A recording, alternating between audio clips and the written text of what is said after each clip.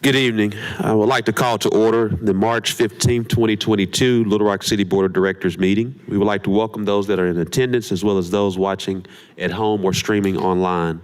Madam Clerk, if you would, please call the roll. Director Miller, Here. Director Richardson, Here. Director Webb, Director Peck, Here. Director Wright, Here. Director Wyrick, Present. Director Campiris, Director Phillips, Present. Director Adcock, Vice Mayor Hines, Present. Mayor Scott. Present. Now I'd like to take this time to recognize City Director B.J. Wyrick for our invocation. Thank you, Mayor. Let us pray. Gracious and merciful God, thank you for the gift of life and the opportunity to serve the people of our city. Help us to act with character and conviction. Help us to listen with understanding and goodwill. Give us a spirit of service. We pray for the employees in our city. Heavenly Father, we pray today for the Ukrainian people and ask for your intervention in this senseless war levied against them by Russia. We pray, oh God, for protection and that there would be peace. We pray for the families, especially the children living through the horrors of war. We pray for the entire world community, including the leaders in our own country. Give them wisdom to respond in ways that ends this war and moves us all to a peaceful world. This we ask in the name of all that we hold sacred and holy, all that we hold good and right and true. Amen. Amen. Please stand for our Pledge of Allegiance.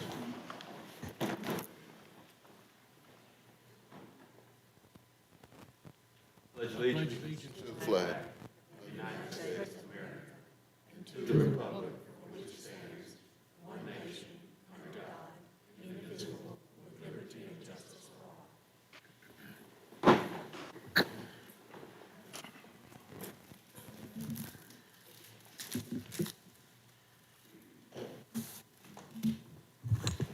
Before we get started today, we will hold separate, Madam Clerk, items 7, 8, and 11 per director's request, items 7, 8, and 11. And we also have for tonight's agenda 4 modifications. Item M1, which is a resolution to authorize payment to the Little Rock Convention and Visitors Bureau for the city's use of the William Steele Ballroom at the Robinson Center during the COVID-19 pandemic. Items 16, 17, and 18 are all deferred until, well, item 16 is deferred until April the 5th. Item 17 deferred until April the 5th. Item 18 is being deferred until April the 19th. Move to add resolution M1 to the consent agenda and defer items 16, 17, and 18. Second. There's a motion from Vice Mayor Hines, a second from City Director Kathy Peck. All those in favor, please say aye. Aye. All those opposed, please say nay. Ayes have it. Madam Clerk, if you would, please read the consent agenda along with item M1. A resolution to authorize the city manager to enter into a contract with Scott Equipment in an amount not to exceed $116,290 plus applicable taxes and fees for the purchase of one KCE 580SN backhoe for the Public Works Street Operations Division and for other purposes. A resolution to authorize the city manager to enter into a contract with Arkansas Regional Commission in an amount not to exceed $106,180 for housing opportunities for persons with AIDS, HOPWA, for a 1-year period and for other purposes.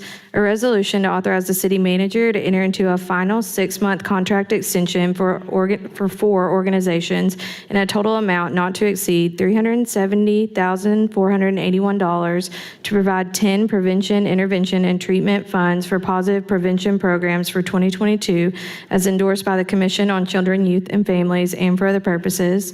A resolution to authorize the city manager to enter into a 6-month contract with 2 organizations in a total amount not to exceed $80,000 to provide prevention, intervention, and treatment funds for positive prevention programs for 2022 as endorsed by the Commission on Children, Youth, and Families and for other purposes.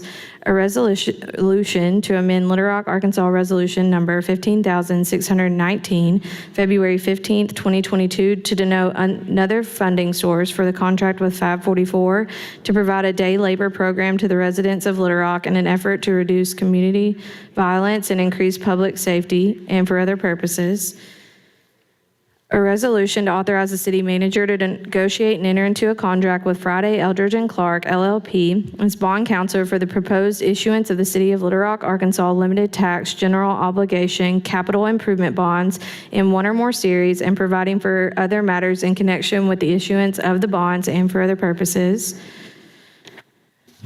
A resolution to authorize payment to the Little Rock Convention and Visitors Bureau in a total amount of $228,900 for the rental of the William Still Ballroom at the Robinson Center for the purposes of conducting City Board of Directors meetings, alternate operations center, coordination of COVID-19 response, and other city business from March 2020 through August 2020 during the COVID-19 pandemic, and for other purposes. That completes the consent agenda. Move for the adoption of the consent agenda.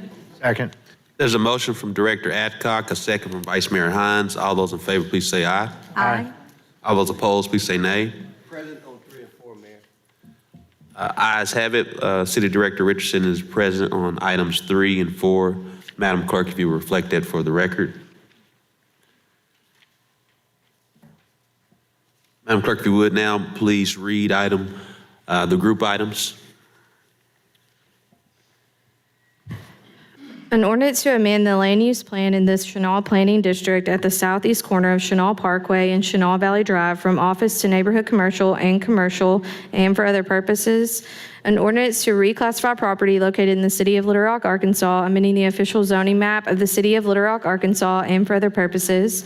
An ordinance to approve a planned zoning development and establish a planned district commercial titled Lucy Self Storage, revised long form PDC, located at 10616 Stagecoach Road, Little Rock, Arkansas, amending the official zoning map of the city of Little Rock, Arkansas, and for other purposes. An ordinance to approve a planned zoning development and establish a revised planned office district titled Integrated Site Solutions, revised POD, located at 218 North McKinley Street, Little Rock, Arkansas, amending the official zoning map of the city of Little Rock, Arkansas, and for other purposes. An ordinance to approve a planned zoning development and establish a planned district residential titled Williams PDR, located at 4105 A Street, Little Rock, Arkansas, amending the official zoning map of the city of Little Rock, Arkansas, and for other purposes. An ordinance to declare it impractical and unfeasible to bid to authorize the city manager to issue a sole source purchase order to G&W Diesel in an amount not to exceed an annual budget of $285,000 for annual contract for Pierce Fire Truck parts and service for the Fleet Services Department, and for other purposes. First reading. Move to suspend the rules and place on second reading. Second. There's a motion second. All those in favor, please say aye. Aye. Aye. All those opposed, please say nay. Ayes have it. Second reading. An ordinance to amend the land use plan in the Chanal Planning District at the southeast corner of Chanal Parkway and Chanal Valley Drive from office to neighborhood commercial and commercial. An ordinance to reclassify property located in the city of Little Rock, Arkansas. An ordinance to approve a planned zoning development and establish a planned district commercial titled Lucy's Self Storage, revised long form PDC, located at 10616 Stagecoach Road. An ordinance to approve a planned zoning development and establish a revised planned office district titled Integrated Site Solutions, revised POD, located at 218 North McKinley Street. An ordinance to approve a planned zoning development and establish a planned district residential titled Williams PDR, located at 4105 A Street. An ordinance to declare it impractical and unfeasible to bid to authorize the city manager to issue a sole source purchase order to G&W Diesel in an amount not to exceed an annual budget of $285,000 for annual contract for Pierce Fire Truck parts and service for the Fleet Services Department. Second reading. Suspend the rules and place on third and final reading. Second. There's a motion second. All those in favor, please say aye. Aye. All those opposed, please say nay. Ayes have it. Third reading. An ordinance to amend the land use plan in the Chanal Planning District at the southeast corner of Chanal Parkway and Chanal Valley Drive from office to neighborhood commercial and commercial. An ordinance to reclassify property located in the city of Little Rock, Arkansas. An ordinance to approve a planned zoning development and establish a planned district commercial titled Lucy Self Storage, revised long form PDC, located at 10616 Stagecoach Road. An ordinance to approve a planned zoning development and establish a revised planned office district titled Integrated Site Solutions, revised POD, located at 218 North McKinley Street. An ordinance to approve a planned zoning development and establish a planned district residential titled Williams PDR located at 4105 A Street. An ordinance to declare it impractical and unfeasible to bid, to authorize the city manager to issue a sole source purchase order to G&W Diesel in an amount not to exceed an annual budget of $285,000 for an annual contract for Pierce Fire Truck Parts and Services for the Fleet Services Department, third and final reading. Move to suspend the rule, place on third and final reading. Let's start with third reading. That was the third reading. Had 3 readings. I want to take into account for items 9 and 10. Those item 12, all the agenda cards for the items that have been read, all are in favor, except for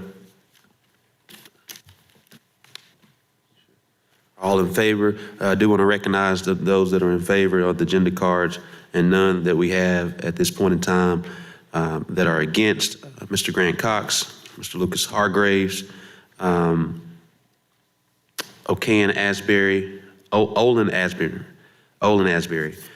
Want to make sure we recognize those that are all in favor of the items that have been read, particularly for items 9 through 10.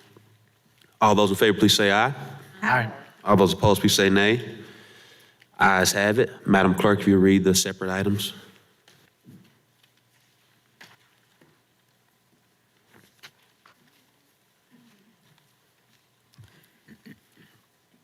Do you want me to start with the resolutions first or go to item 19 first? We'll go in the order. We'll go to item 19. Well, we'll do resolutions first. Resolutions, just quick. Okay. A reimbursement resolution regarding a new parking deck to be financed by capital improvement bonds and for other purposes. All those in favor, please say aye. Aye. All those opposed, please say nay. Ayes have it.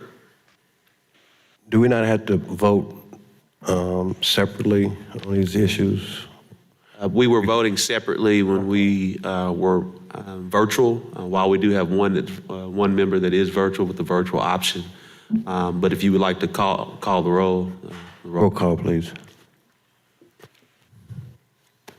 And Madam Clerk, for those who are watching, if you'll share which item is being roll called. And this is item 7. Director Campuris. Aye. Director Phillips. I have a question before I vote. I didn't think, I thought I was going to have a chance for a discussion. My understanding, Mayor or City Manager, is that numbers Item 7. 7 and 8 are together, correct? No, earlier they were both pulled separately at the beginning of the meeting. Yeah, no, I know, but they're related items, is my understanding. Is that incorrect? Correct? Okay, and I thought there was going to be some discussion because I know the board voted on this, I guess in 2020 before I was on the board. So everyone else may have a working knowledge of this that I do not have. And I'm sorry I didn't bring this up last week, but I did want some clarification before I voted. So I don't know if now's the time for the discussion or how you want to handle that, Mayor. Well, we've already read the resolution, Director Phillips, and so we're in the midst of voting. But if you have a question before you vote, I don't know if there's going to be much time for a discussion since we've already read the resolution. Well, I'm present. Excuse me? My vote is present. Present, okay. Director Adcock. Yes. Director Miller. Yes. Director Richardson. Present. Director Webb. Director Peck. Yes. Director Wright. Director Wyrick. Vice Mayor Hines. Yes. Director Phillips, would you like to change your vote from present? I do not want to change my vote. Okay. Director Richardson, would you like to change your vote from present? No, ma'am. Director Wright, would you like to change your vote from present? Okay. 3 present, 2 nay, 1, 2, 5 ayes. Motion passes. Failed. It failed? Yeah, Was it- five ayes. Oh, yeah, that's right. Because I can't vote unless it's actual 5-5, and then you have all, yeah. It needed 6. So I would assume we probably need to pull down item number 8. Correct. Item number 8 will be pulled. Madam Clerk, if you'll go with item number 11. An ordinance to approve a planned zoning development and establish a planned commercial district titled Hamilton Station, PCD, located at 14524 Cantrell Road, Little Rock, Arkansas, amending the official zoning map of the city of Little Rock, Arkansas, and for other purposes. First reading. Suspend the rules and place on second reading. Second. There's a motion second. All those in favor, please say aye. Aye. All those opposed, please say nay. Ayes have it. Second reading. An ordinance to approve a planned zoning development and establish a planned commercial district titled Hamilton Station, PCD, located at 14524 Cantrell Road. Second reading. We suspend the rules and place on third and final reading.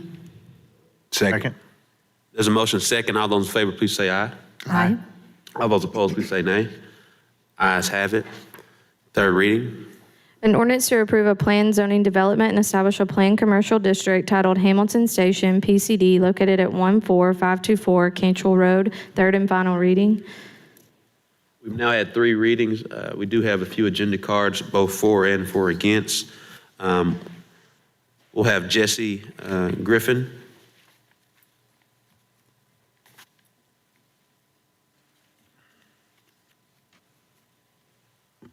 Yes, Jess Griffin here.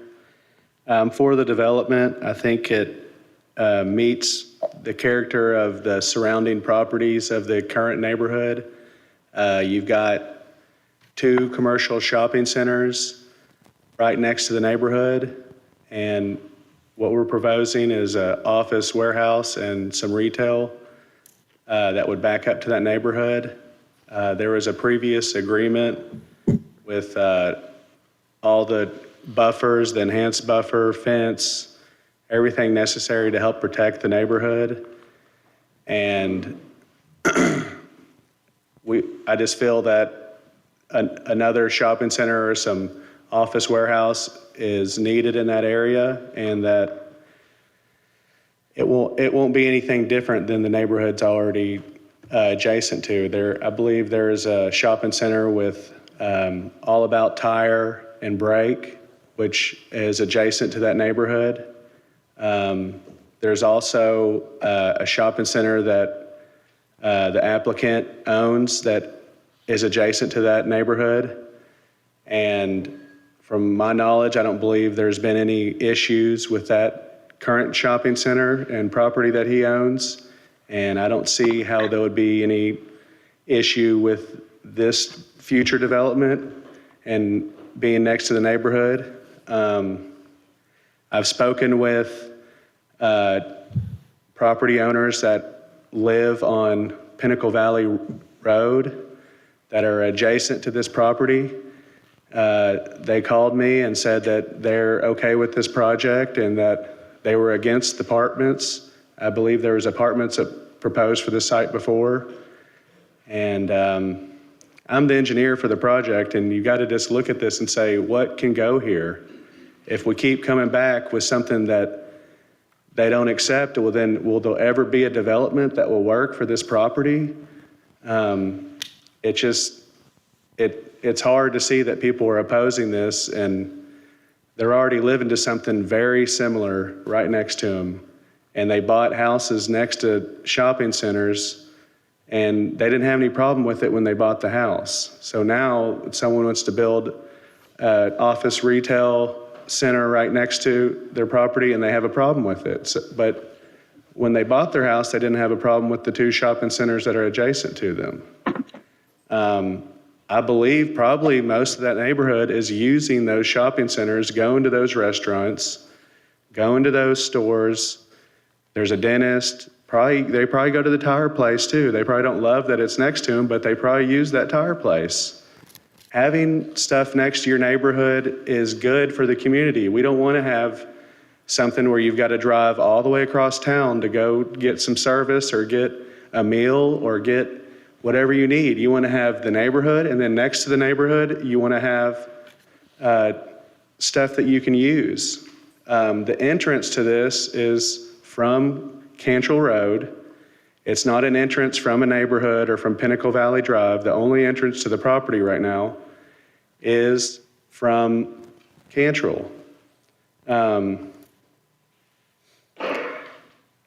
there's been hours proposed for this that make the noise level, they would abide by the noise level. Anything that would be open past a certain time would have restrictions on them, and they could not have any noise or anything. And I believe it would be like a emergency medical clinic, or there's an unknown amount of what would go there, but if there was something that would be there open later, it would have to be something that would be quiet and that would not disturb the neighbors. I've gotten a clomer for the property, and FEMA is already signed off and said that it's going to be okay. They've approved the clomer. I've worked with Little Rock Wastewater, and there's a sewer line that we're going to relocate, and they're okay with that. And we've worked with that. And I've also worked very closely with Central Arkansas Water to work with them and provide good access to their easements through the property. We've really done everything we can do to make this property the best development and the best solution for the adjacent neighbors and for the community in that area. We've met with some of the neighbors and showed them the plan. They didn't like how the dumpster was located, so we moved the dumpster a little further away from the adjacent neighborhood. And we made some other small changes to try to do what we could to work with the neighborhood. So we put a lot of work and a lot of effort to try to make this development sustainable. And I think that's about all I have to say. I appreciate it. Thank you. Thank you so much, Mr. Griffin. Before we go to the next person, I believe Director Peck may have a question. Yes, thank you, Mayor. We have heard this from this same property a couple of times now, and I would really like Director Collins to come up if it's appropriate before we hear the rest of the yays and nays, because I have some questions of him that I would like clarification on. And I did want to address one thing. We all received a letter in support, in theory, from Keith Wingfield from River Rock Builders, but this letter is dated 2015. It's almost 7 years old, and it was in reference to a completely different project. So I think there's just a little bit of misinformation. Could I ask some questions of Director Collins? Yes, ma'am. Director Collins.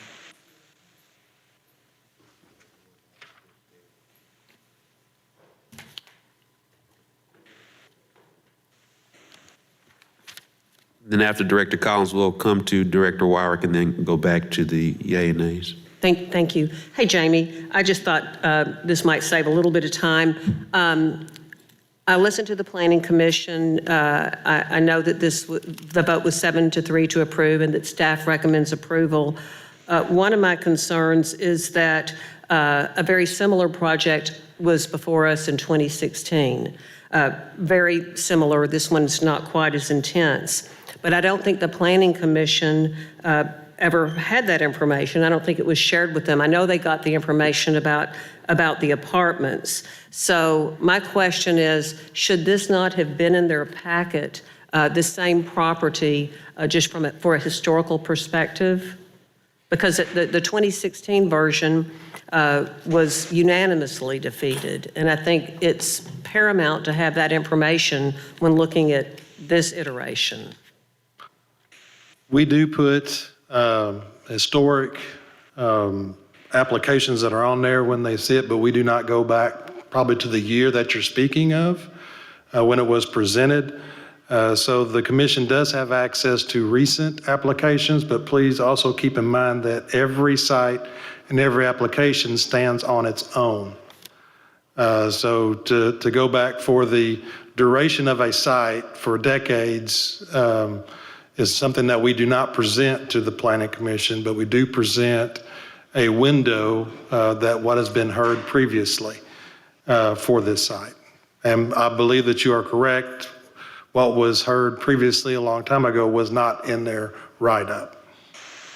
Right, and it wasn't decades ago, it was about 6.5 years ago, and it's still the same players. It was not as intense as this is, and this project now is about 20% larger as far as commercial goes, and I think it's very pertinent, and I wish that the Planning Commission had looked at this to see that it was defeated. There was also some language about the traffic study, which was very negative about the impact, the number of vehicles, which I'm sure have grown now, 14,000 vehicles per day accessing the intersection from Taylor Loop. The staff said there would be significant stacking, and they weren't privy to that. So I understand not going back decades and decades, but a project that's come up to us so many times before, I would just think that we would want to have all of the information for the current Planning Commission. And I'll let the other people talk, but I have some serious reservations here. And I did want to clarify that this letter of support from Keith Wingfield is 6.5 years old for a completely different project. Thank you. Victor Wyrick. Thank you, Mayor. Mr. Collins, a couple of questions. When you look at the Planning Commission write-up, it talks about Phase 1 is a 40,000 square foot building, one-story, multi-tenant commercial building, associated drives and parking. Phase 2 is 45,900 square foot of mini warehouse building, associated drive and parking, 3-story.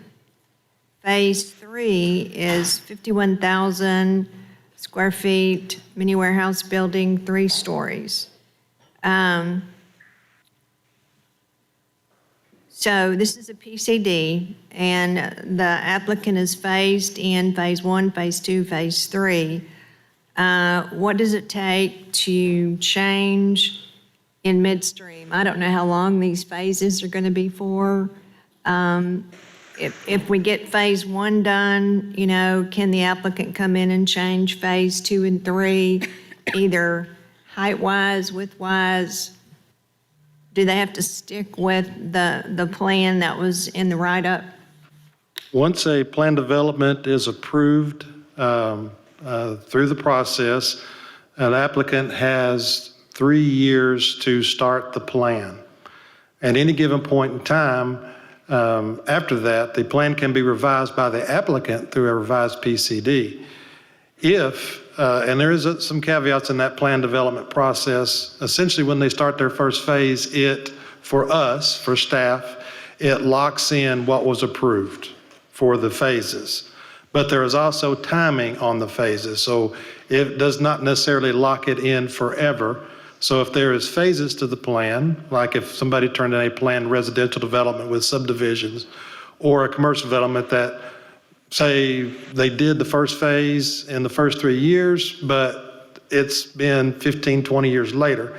There's also wording in the plan development process that if the city deems that the plan is not commencing per their approval, they can also submit to the applicant and start the revocation process of the remainder of the plan development.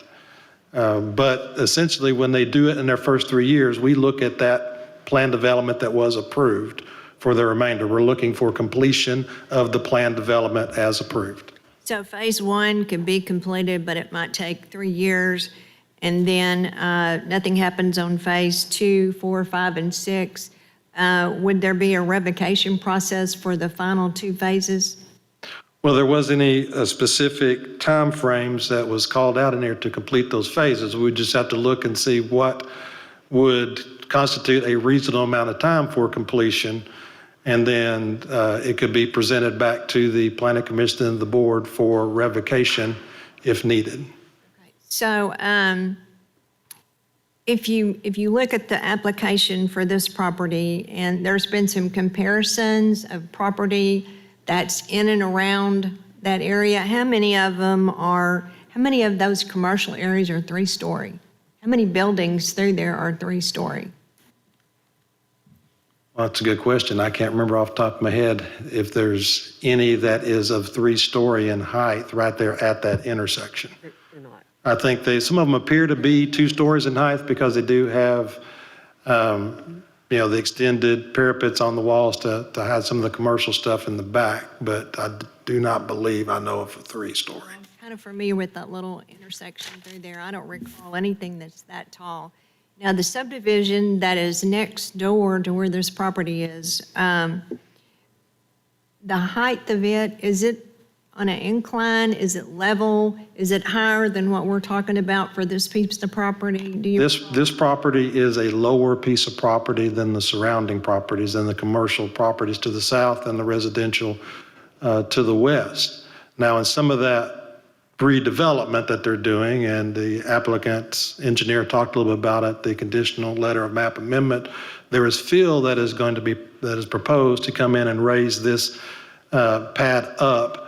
But in general, it still will be a little lower than the other. I believe in the packet on the board, there should have been an elevation sketch. I don't know if there was a site elevation sketch of what actually shows what's actually coming. You can see it from the residential portion. I'm looking through it real quick. I'm looking at a little tiny cell phone here, so if it's in there, I don't. It is actually, yes, on the sketch map. If we could bring up sketch 3 of 5.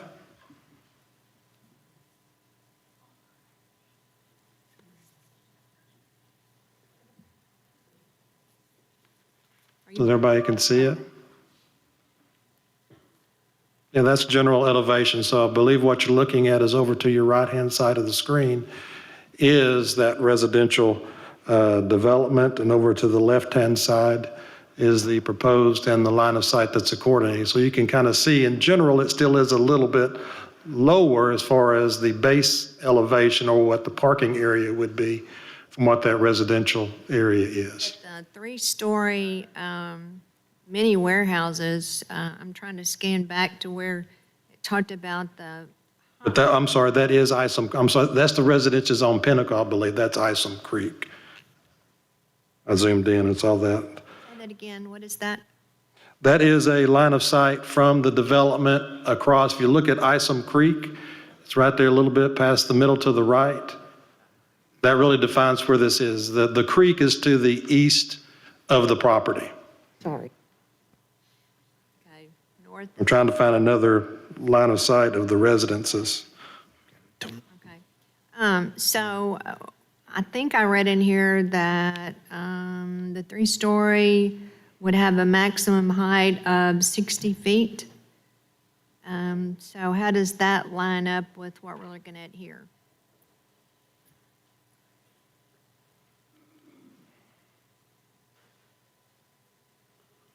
It's still kind of small for me to read, so I don't know. Well, I'm looking through the elevations that they had to try to see.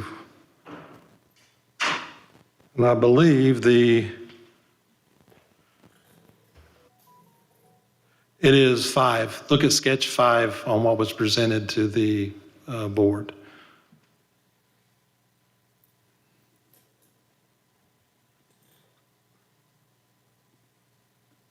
So if that's the cross-section of AA, and 4 of 5, or sketch map 4 kind of shows that right before it shows where they pulled that cross-section. And so you can look at what they're looking at for the buffer, the existing trees, the house is to your left. I believe that's the residential. And then the development is to your right. Right, so it's going to be taller than the house. Yeah, once you bring in the fill and the stuff in the building heights. So it's going to be taller than the houses. From this sketch, yes. From the sketch, okay. Can you pull up, it's hard for me to see on my little cell phone here. Can you pull up the zoning map or the land use map? One of them. And that's the zoning map. It'll work for what I want to ask. So we've got Cantrell Road down here at the bottom, and then we've got the PCD area that's in red, and there's a road, and I'm assuming that's that little road that goes by Buffalo Wild Wings that goes to the back, is that right? Yes, that is an access drive. Okay. And it goes across the PCD, and then it goes up into that neighborhood.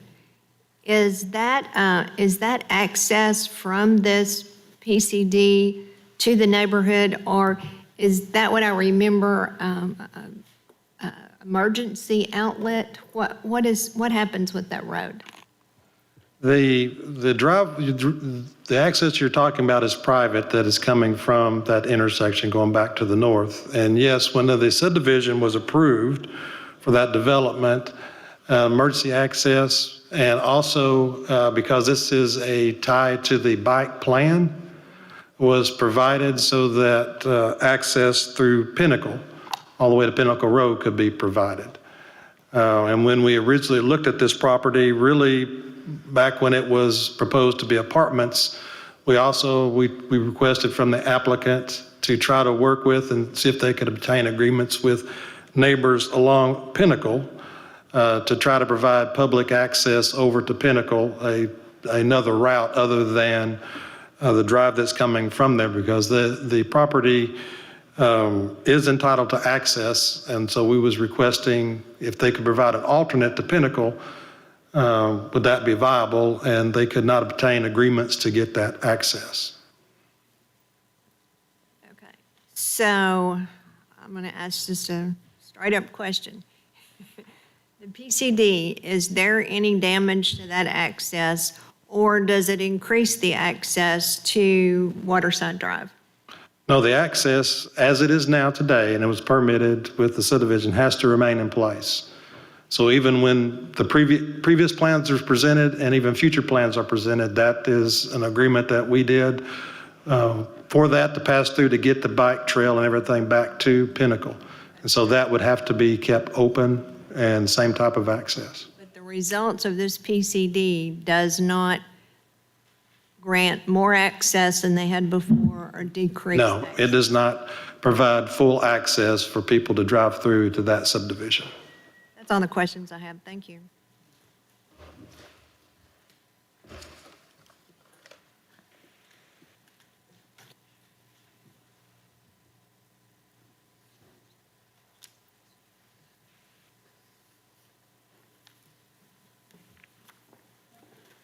Mr. Chris Stewart.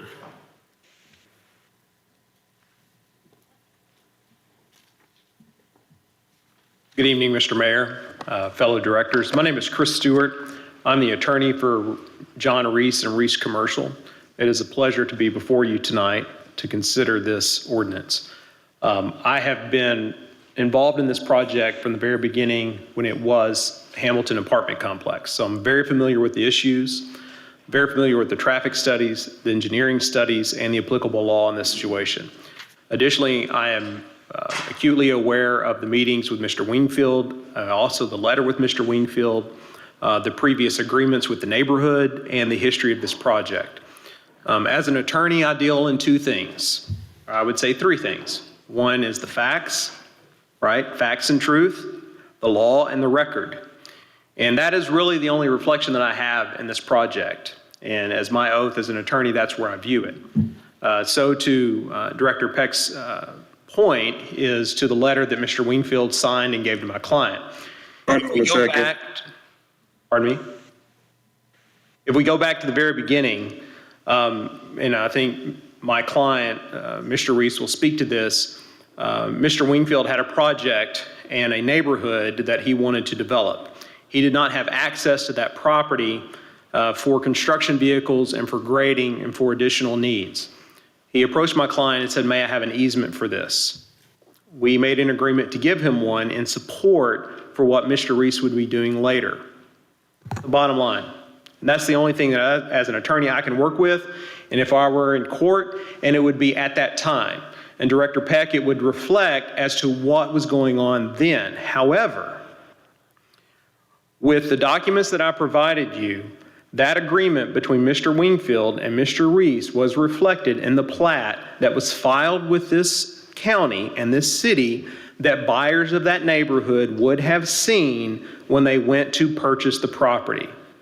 I'm very familiar with the arguments called NIMBY, right? Not in my backyard. So then when you come to buy a piece of property and you want to build a house, it's caveat emptor. The law in Arkansas is the people rule, right? And also buyer beware. They had an opportunity to review that plat. And that plat that we provided you, it references the agreement between Mr. Wingfield and Mr. Reese by number on file at the county courthouse. They would have, and I think to Director Peck, to your question is, yes, there was an agreement then, but that's when they bought their houses, was then. That's what it goes to. You can't come now lately when we're going to do something and to build something and say, wait. I didn't know it was going to happen. I didn't know that a development was going in there. Well, that's not exactly true. When you bought your house and you closed, there was a document that you could reference where Mr. Wingfield gave permission, an easement. He needed something. It's consideration. He needed something. And in exchange, my client gave him access to build that property. And now tonight, he's going to come and oppose that because the neighborhood doesn't like it. They bought their property back then when Mr. Reese had the agreement that he was going to support it. And now tonight, he's going to change his mind. And I know that for a fact because I went and asked him. And now people from the neighborhood are going to be here and say, oh, wait. Zoning, there's something else that's going to be built. Well, caveat emptor. You should have seen that back when you closed on your property. And as an attorney, I deal in law and I deal in facts. Those are the law and the facts. And also, Mr. Reese met with Mr. Wingfield. He met with other members of the neighborhood about this property. Everyone knows Mr. Wingfield was in Mr. Reese's office and talked about this. Let's not there be any dispute or any yays and nays about what happened. I can only stand here as a licensed lawyer and tell you the facts. Furthermore, a traffic study was done on what was being done as apartments and what is being now as a PCD for commercial development, for mini storage and reduced retail in a space that is surrounded by 2 other retail establishments. The traffic study has been reduced by 50%.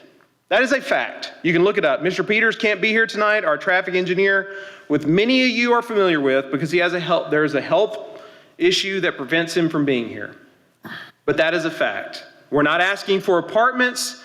We're not asking for something that's too dense. We have met for years, folks, with Mr. Collins, Mr. Carpenter, 2 different mayors on this project. They didn't want apartments, so now we've reduced the footprint even more. We have reduced the space. We have reduced the traffic. To find something that works, we have met with all the parties. We have reviewed the law and we have reviewed the facts. The only thing that changed is now it's not in my backyard. Hey, I knew when I bought my property that this piece was here that I could see it closing, but right now it's coming before the city directors. I'm going to change my mind. Mr. Wingfield, I'm going to change my mind. That's not what goes in law and facts. I create a record. I look at what is arbitrary and capricious against my client. So for that reason, you should be for this project. The city staff supports it. Your attorney supports it. Your traffic study supports it. And we have changed from what went on several years ago to find something that works for West Little Rock. But this property has been held on for my client for years to find something that works. That is the facts and that is the truth. I am for approval for my client. Thank you. Thank you. May it please the court. Director Wyrick, I'm not quite sure what he meant by my office approves it, because Sorry, I can't hear you. What did you say? I'm not quite sure what was meant by the comment by Mr. Stewart that my office approves the application. We draft ordinances, we look at ordinances to make sure they're properly drafted. We look at procedures to make sure that they're followed. But that's a long shot from we like or dislike something. We don't take a position on those things because that's really a legislative decision for the board. I don't think he was trying to mislead you, but it's not like we're touting this project. You're absolutely correct, Mr. Carpenter. I withdraw that comment. But as far as the staff and the traffic studies, they support it along with the Planning Commission. Well, Thank you, Counselor. I have a question, since you called my name out. What is the current zoning for this land right now? Is it not residential? I'm not sure that is. Mr. Collins, if you'll come, that's a, Yes. Yes, BJ. Because I'm looking at the record, we're talking about facts, I'm looking at the record. And I think originally, when we first started trying to do the apartment complex and now PCD, that it was residential. A portion of it is. If we could pull up the zoning map, it'll define exactly the locations of it. So I'm curious, when he says that anybody that bought property, they would know what was going to happen on this piece of land. And I see residential, so I'm trying to understand what they might have seen whenever they bought their property. So if you look at the screen you have in front of you, the eastern portion was a planned commercial development. And the western portion, there is a tract of land there that is part of this that is currently zoned R2.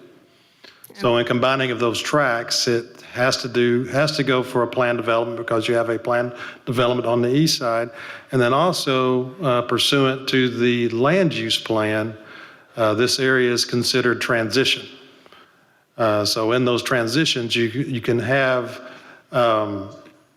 developments as this, as also you could have developments with multifamily is on there, but they're in that, per our land use plan, a planned development is required in that overlay to ensure that that transition happens that is compatible with the adjacent zoning.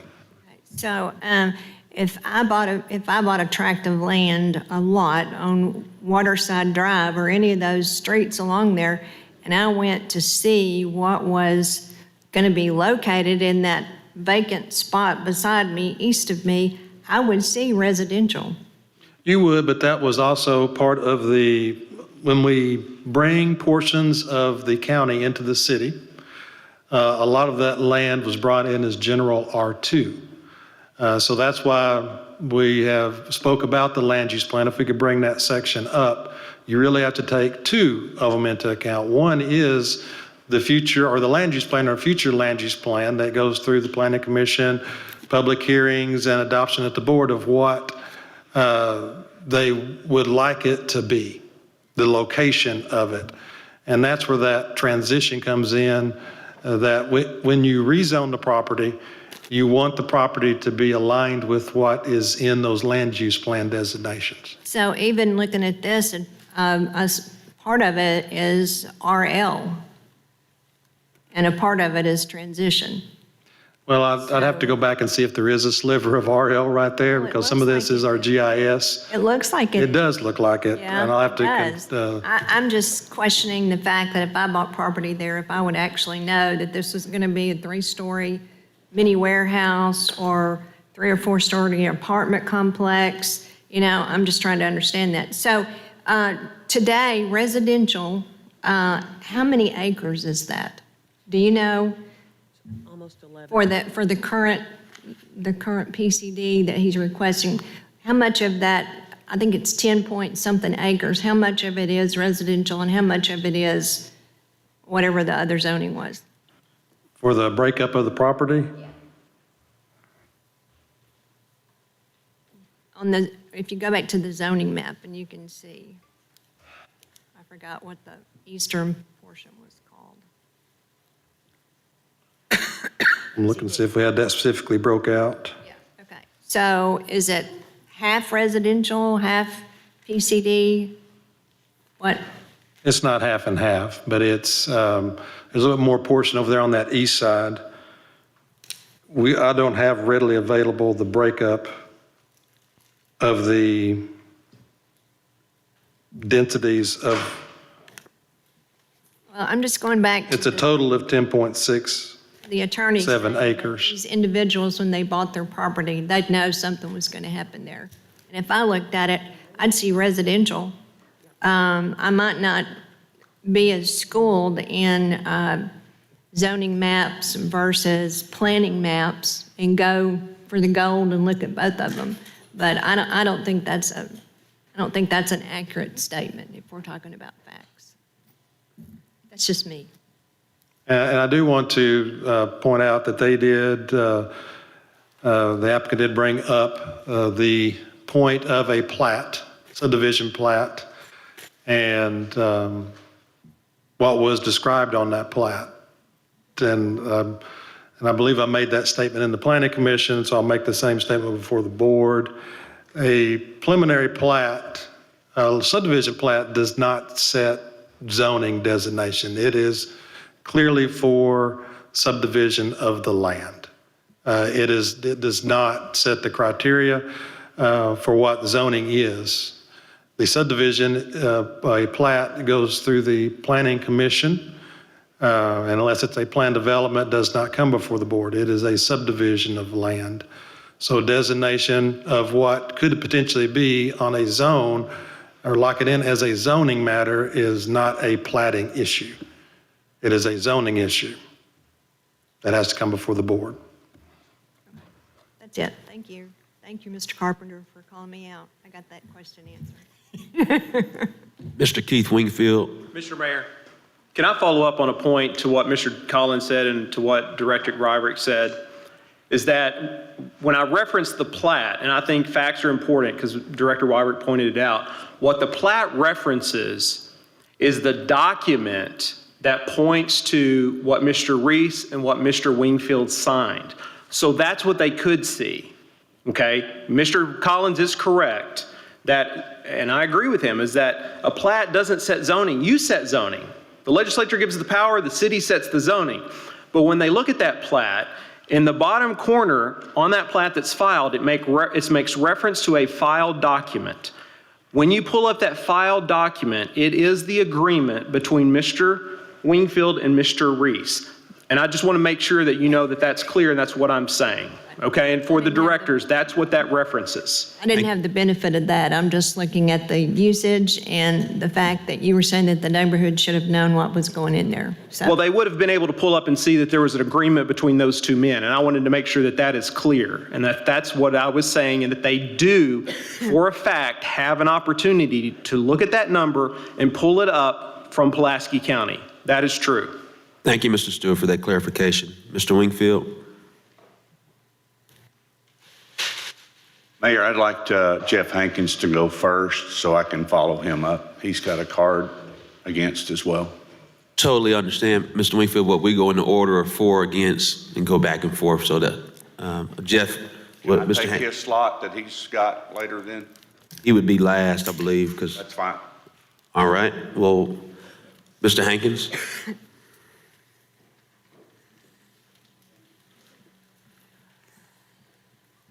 After Mr. Hankins, it will be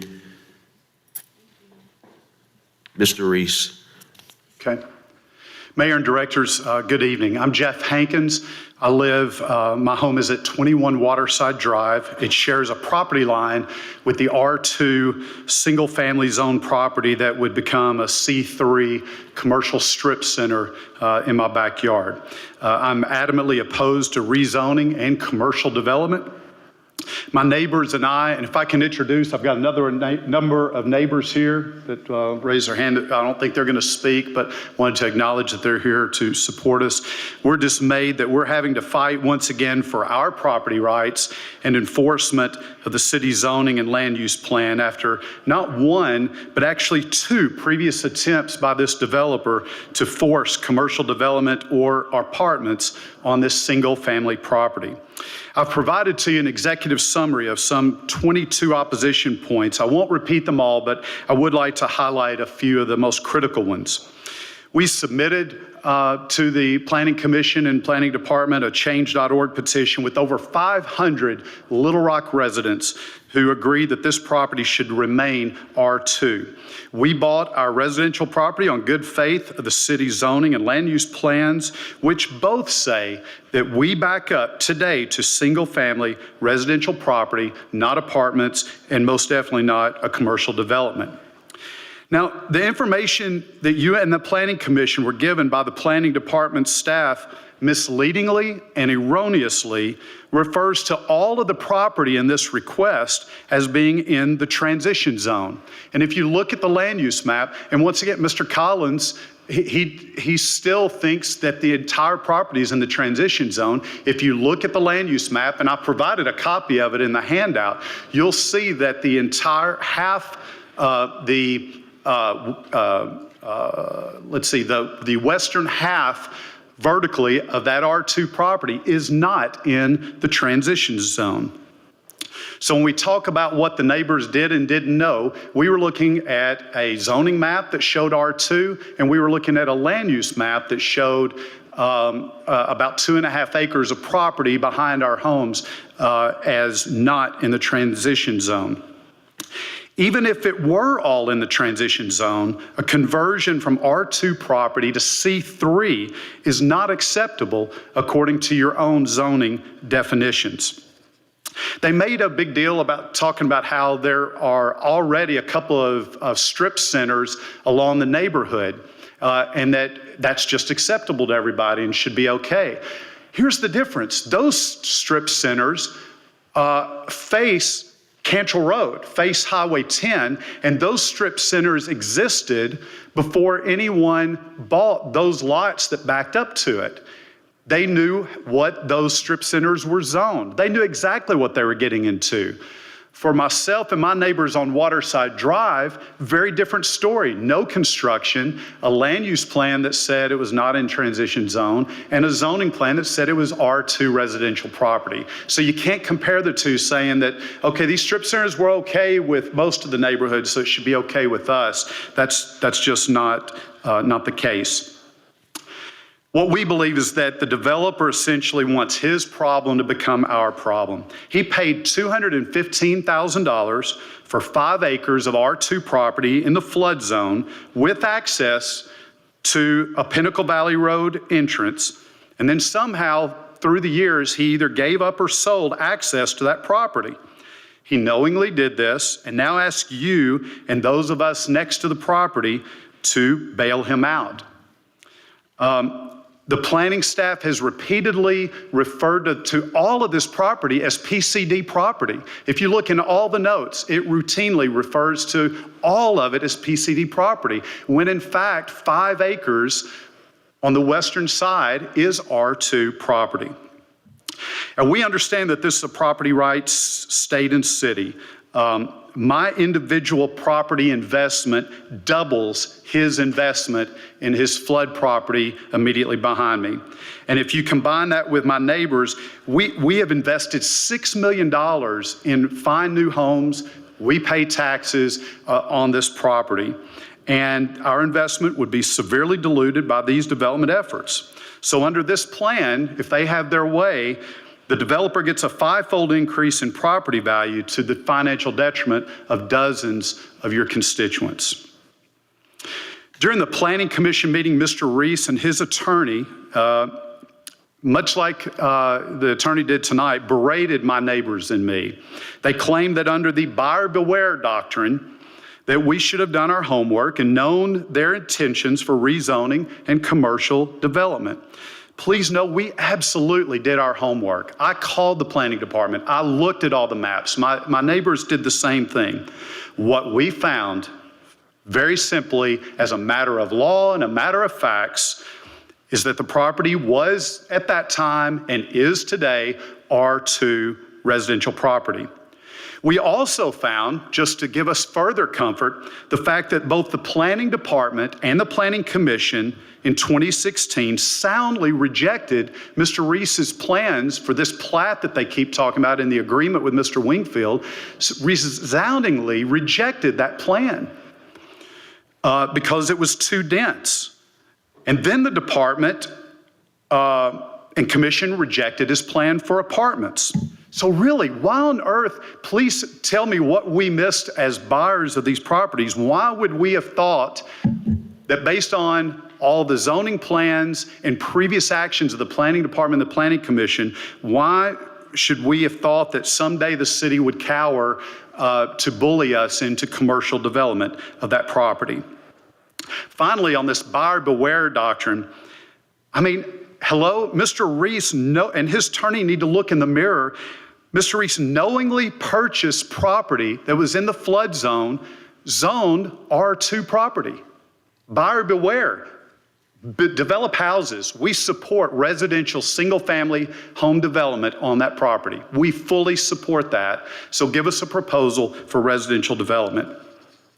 Mr. Reese and his team have insisted that this private agreement with the developer, Keith Wingfield, is a defining reason why you should support this plan. Well, guess what? We've discovered, as we keep looking at these plans, the Reese plan does not even meet the fundamental requirement of the agreement of an undisturbed 41-foot natural buffer that's outlined in the letter. The letter specifically says that the retaining wall cannot be within the 41-foot buffer. If you take a look at the drawings, I gave them to you, look at them on the website, the plan shows only a 35-foot undisturbed buffer, and then the retaining wall is within those 41 feet. Furthermore, the planning staff in 2016 said that a 50-foot buffer would be required for development of this property. So the developer, the planning staff, and the planning commission somehow all managed to ignore the critical buffer protections that had been recommended, outlined, and agreed upon previously. We aren't expecting permanent green space behind our homes. We want the contractual buffer or that's required by the city, and we want our yards to face appropriate houses, not an eyesore looking at the back neighboring a Reese Commercial Strip Center. Finally, we've reviewed the traffic study completed by an engineer who was hired by the developer. To say an additional 1,200 vehicles a day would not impact traffic at the dangerous intersection of Cantrell and Taylor Loop is just stunning to us. The study used dated traffic numbers that don't even include the additional 600 employees at Bank OZK who are now commuting. The new credit union headquarters, the traffic continues to increase. And what's also interesting is the planning staff said, yeah, we believe this hired gun traffic study now, but in 2016 and previously, the city's Public Works Traffic Engineering Division said the exact opposite, saying that it would create a traffic quagmire. So what changed in 6 years that this planning staff would come totally around and say that a project that today is 20% larger than the project in 2016, 20% larger, and it was rejected 6 years ago because it was too dense. So now we've got an even larger project. We remain very concerned about floodplain issues. There are talks about the protection of that city water main that goes through this property, but that water main serves 500,000 residents. And one misstep, we could have real problems, I think, with our water supply. So I'll wrap up just saying, I oppose anything short of a quality R2 residential development, and we have more than 500 neighbors and Little Rock residents who signed our petition to agree with this position. We ask you once again, please protect the integrity of both the zoning plan and the land use plan, and I thank you for your consideration for a no vote on this. Thank you so much, Mr. Hank. Haskins, do appreciate you, Mr. Reese.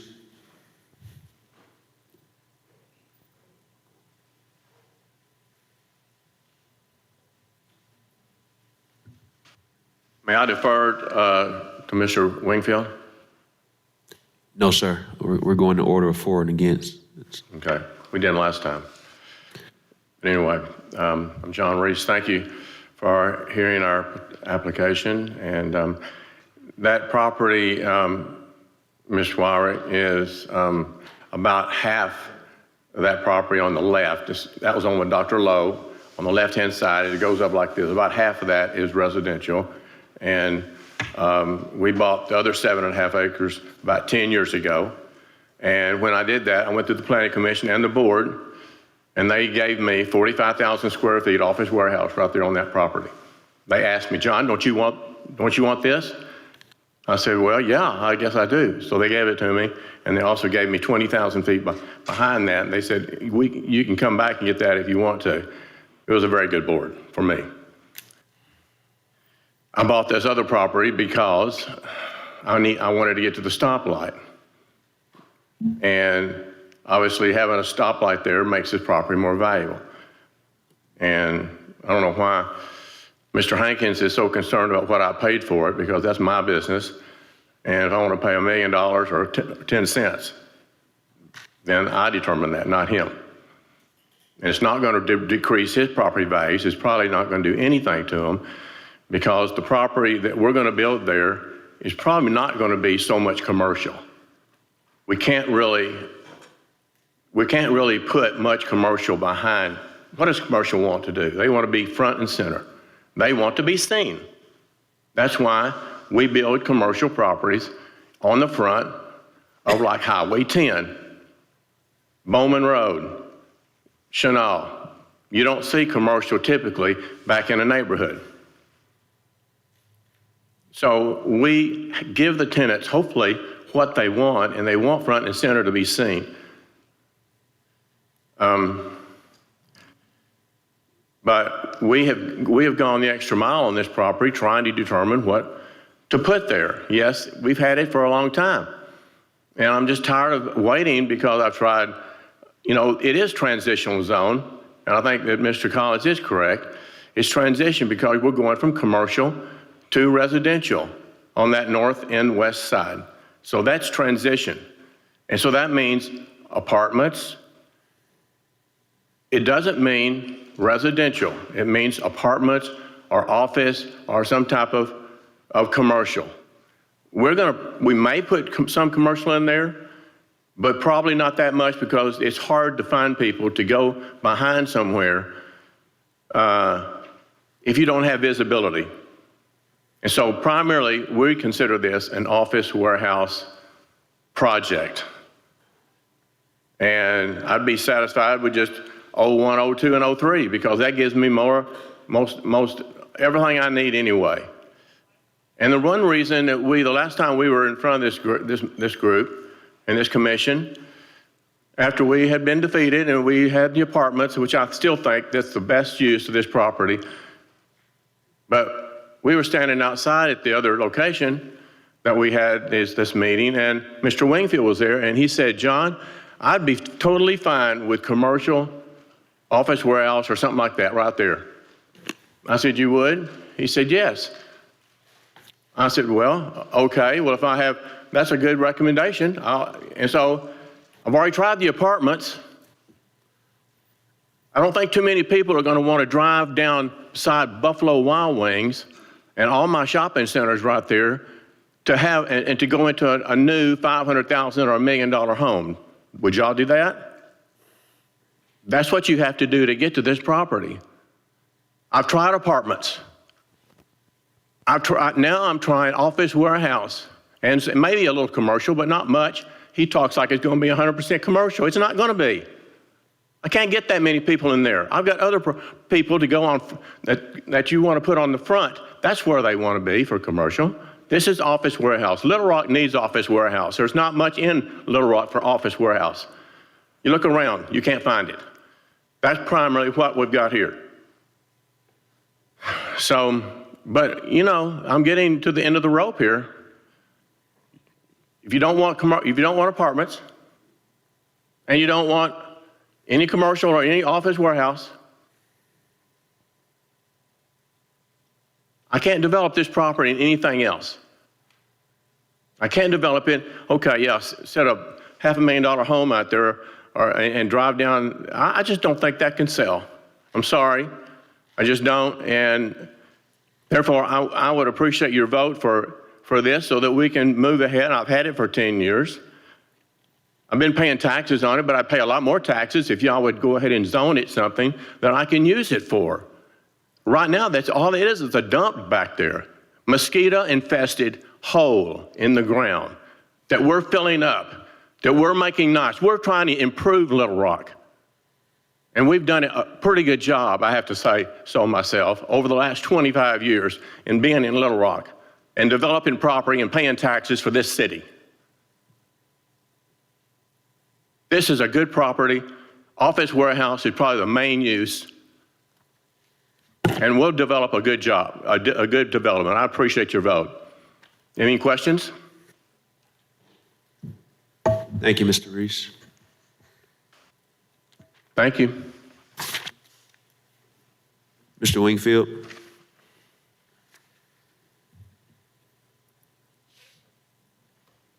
Thank you, Mayor and members of the board.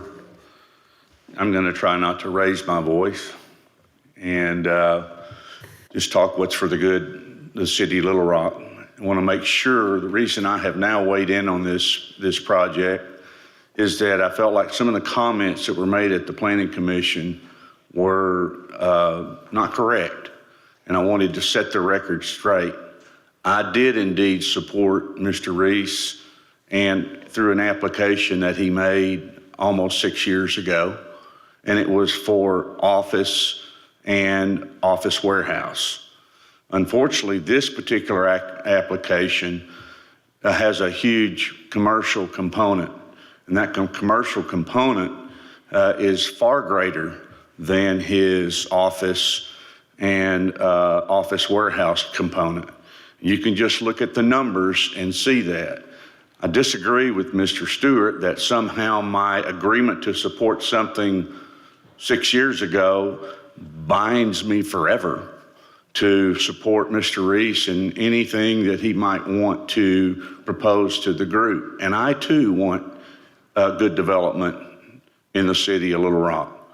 But I'm perplexed that this project in 2015 and 2016 was not part of the packet that is routinely provided not only to the Planning Commission, but also the public reads that too, or other developers, and certainly you as board directors read about previous applications on the property. In fact, when I'm looking at that application, which was Z7500E, dated July 16th, 2015, it goes back in time to an application that was made in 2003. So it actually takes the historical perspective back much further than this particular planning department did. And I felt like a lot of the things that are in this application and when it was turned down are appropriate today.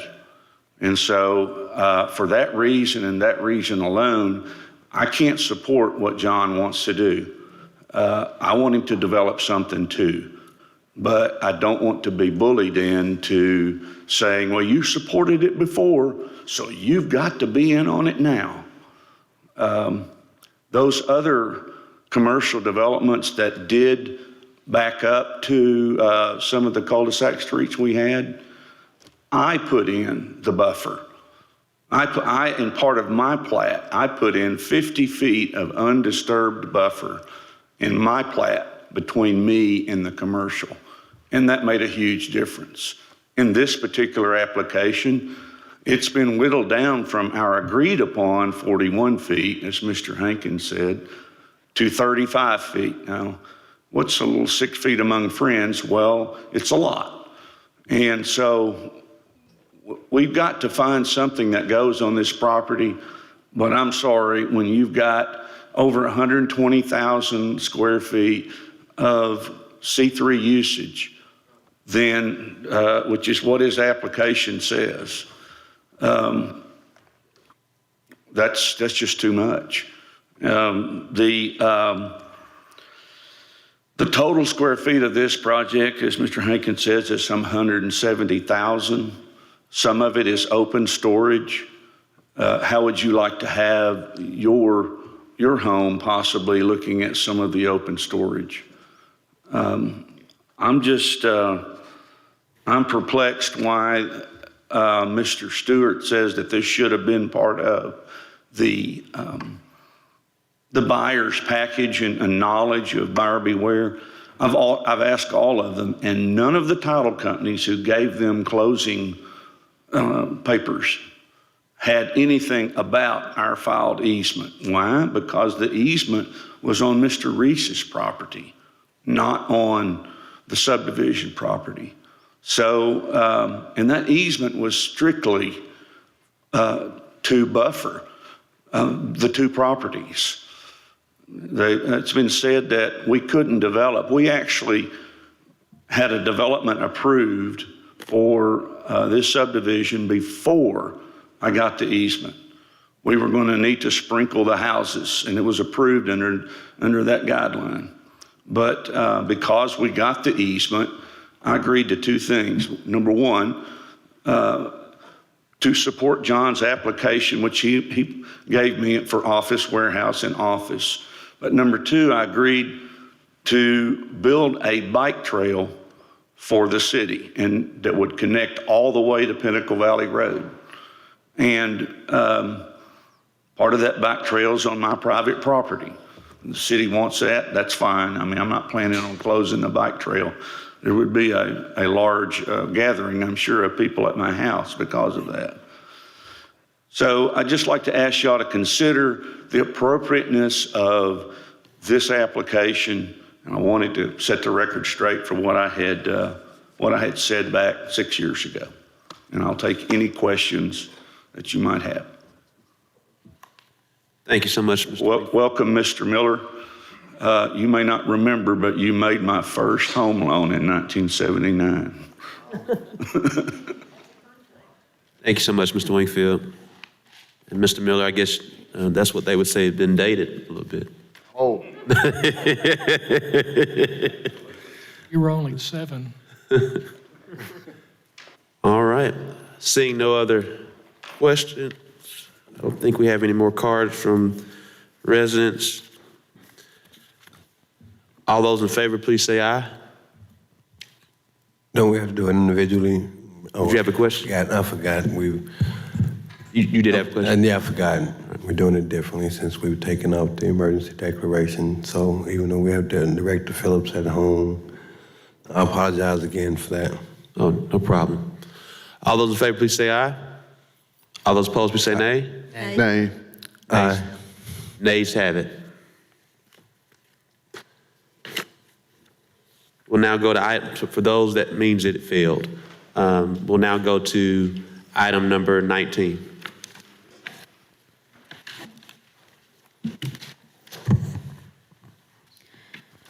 An ordinance to approve a planned zoning development and establish a planned zoning development titled Club Empire Private Club and Event Center PDC, and to approve the action of Club Empire located at 3315 West Roosevelt Road, Little Rock, Arkansas, by filing an application with the Arkansas Beverage Control Division for operation during certain hours, amending the official zoning map of the city of Little Rock, Arkansas, and for other purposes. First reading. Move to suspend the rules and place on second reading. There's a motion and second. All those in favor, please say aye. Aye. All those opposed, please say nay. Ayes have it, second reading. An ordinance to approve a planned zoning development and establish a planned zoning development titled Club Empire Private Club and Event Center PDC, and to approve the action of Club Empire located at 3315 West Roosevelt Road, Little Rock, Arkansas, by filing an application with the Arkansas Beverage Control Division for operation during certain hours. Second reading. Move to suspend the rules and place on third and final. There's a motion and second. All those in favor, please say aye. Aye. All those opposed, please say nay. Ayes have it, third reading. An ordinance to approve a planned zoning development and establish a planned zoning development titled Club Empire Private Club and Event Center, PDC, and to approve the action of Club Empire located at 3315 West Roosevelt Road, Little Rock, Arkansas, by filing an application with the Arkansas Beverage Control Division for operation during certain hours, third and final reading. We've now had 3 readings. We do have 2 agenda cards. We'll go to Ms. Lenny Sims. Or Sims. 2421. Guess they're not here. We'll go to Mr. Brian Stewart.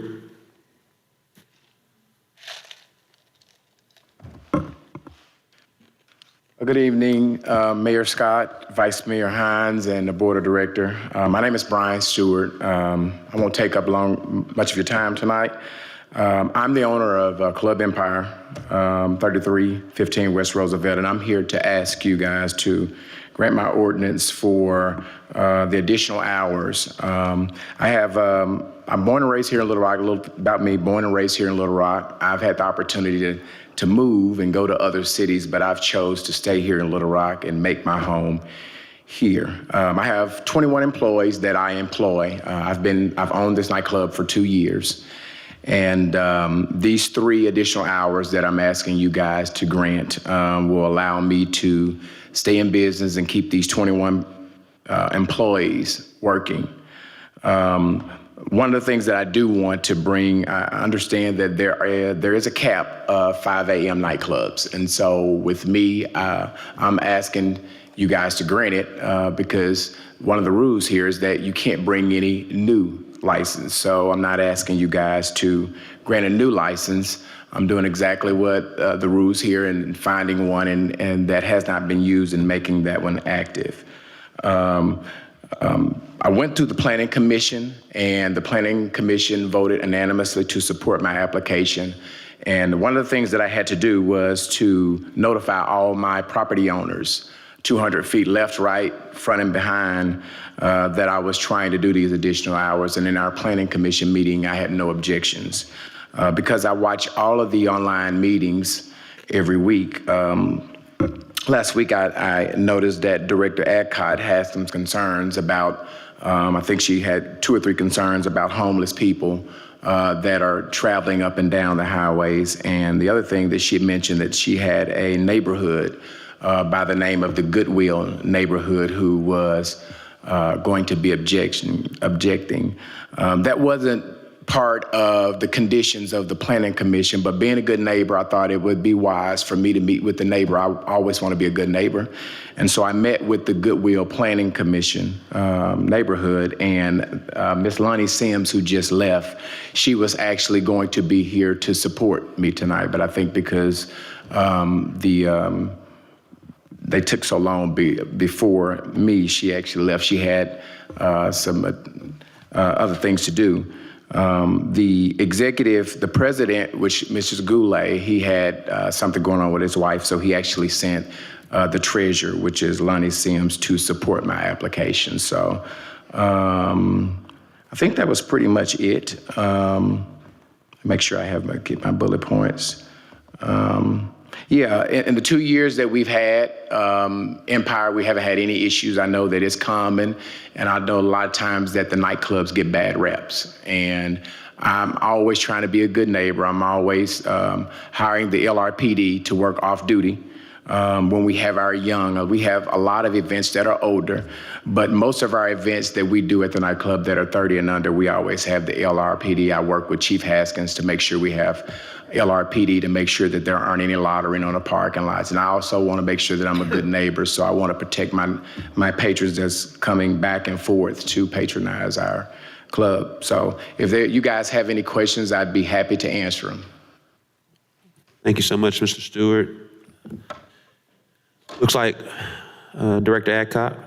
Yes, I think that you have a letter from Goodwill stating they are in opposition to this. Also one from Rhonda Ross with the Love Neighborhood, who is in opposition to this. Did we get the report from the ABC board? because I know they have contacted the neighborhoods and asked for different board members to send if they agree with this or not. And Director Adcock, I'm not aware of any letter that's opposed. Madam Clerk, do we have a letter? We don't have any letters of opposition. Okay, I've also met with both of those neighborhoods, and they're opposed to it. I've talked to the police who are in that area. They do not want a 5 a.m. club. This club is right by the Compassion Center. It is across the street from the jail. You have 2 drug and alcohol rehabs, and yes, you have a large homeless population. This neighborhood has had 3 houses burned in it. 2 of them was by homeless people. The 3rd one was also electrical fire. This last weekend, we had 1 electrical box taken off of a house. In fact, it was off of Mrs. Sims' house. Also, we had a heating unit taken from another neighbor, and this all is within 2 blocks area. They have a large population of people walking through there from the jail. They also have a very loud motorcycle club in this area. The police officers that I talked to said nothing good happens from 2 a.m. to 5 a.m. Also, this 5 a.m. club comes from 1501 North University. So we're moving one out of a West Little Rock neighborhood and putting it 2 blocks from Asher Avenue. And I am completely opposed to this because of it being a 5 a.m., but also because of the condition of that neighborhood. Thank you. And Mayor Scott, that the card that you had before was the young lady from the Goodwill neighborhood. She was going to speak that support my application. So Director Adcock is saying that they got a letter from the Goodwill neighborhood.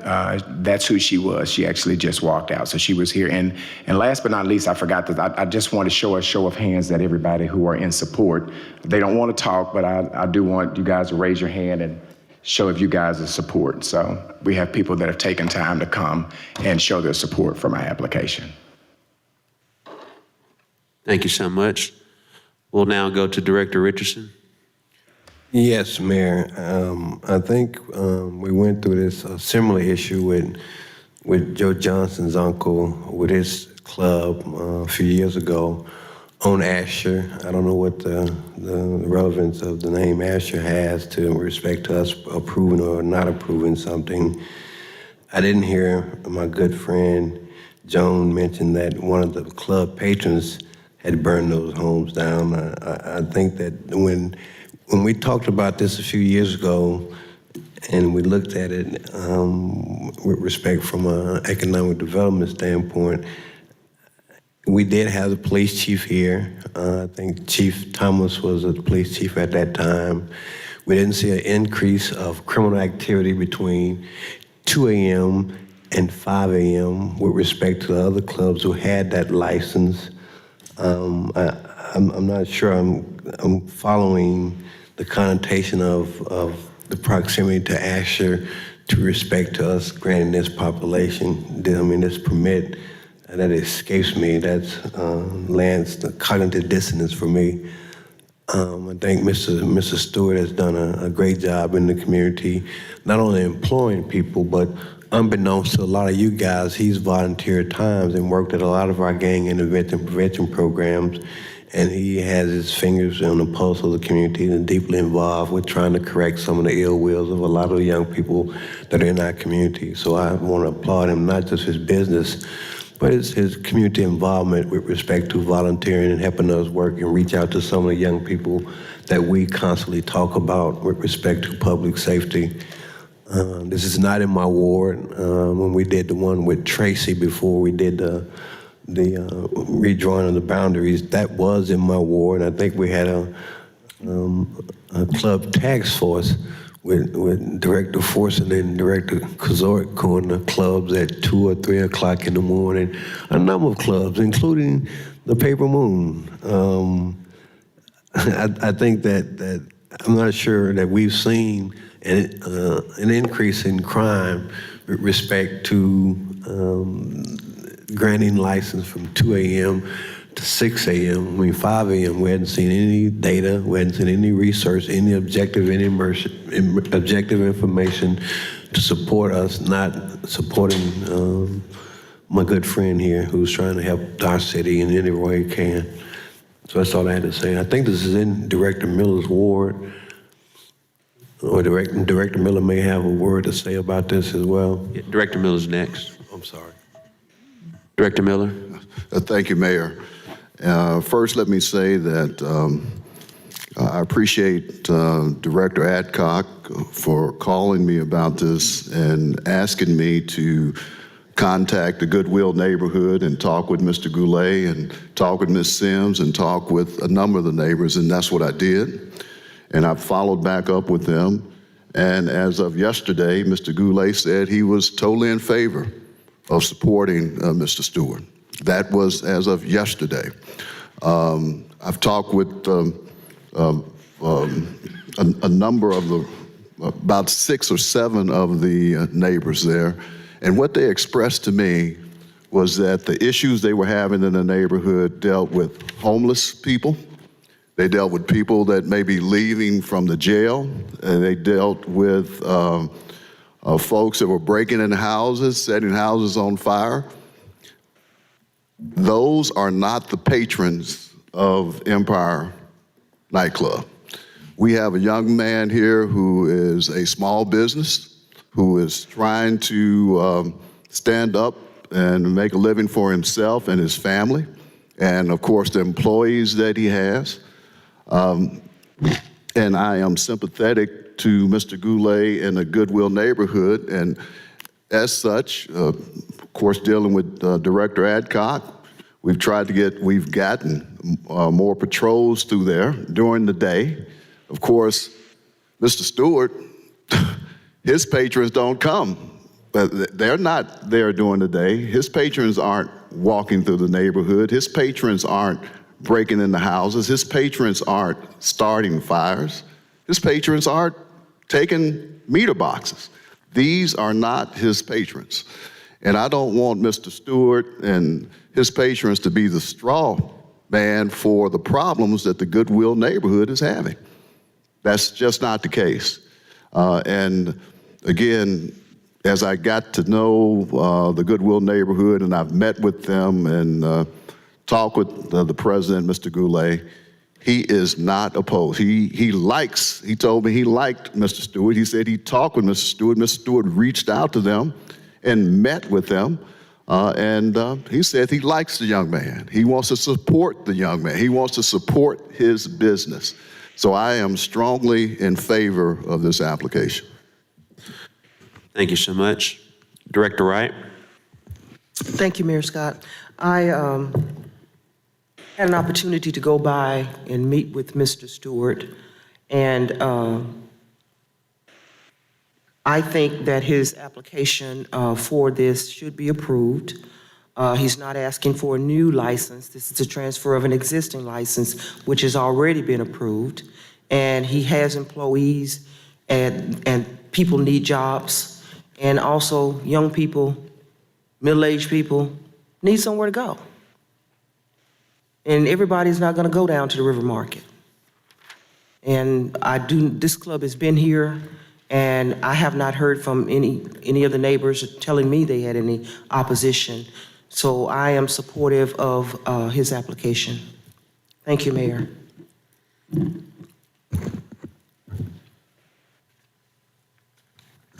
Seeing no other questions? Seeing no other questions? All those in favor, please say aye. Aye.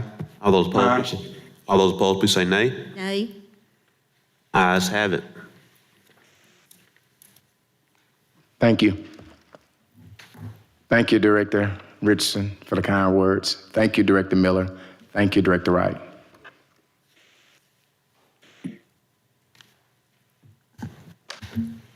Members of the board will now transition to Director Computers has a discussion item.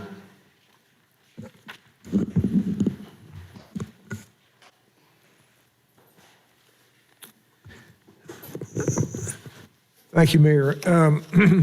this may take a minute, so I'm sorry. We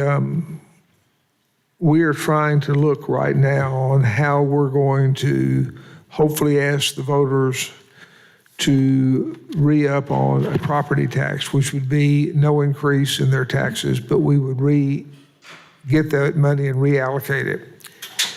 And I've been through several of these at this time, and I've been looking at the city on what's going on right now.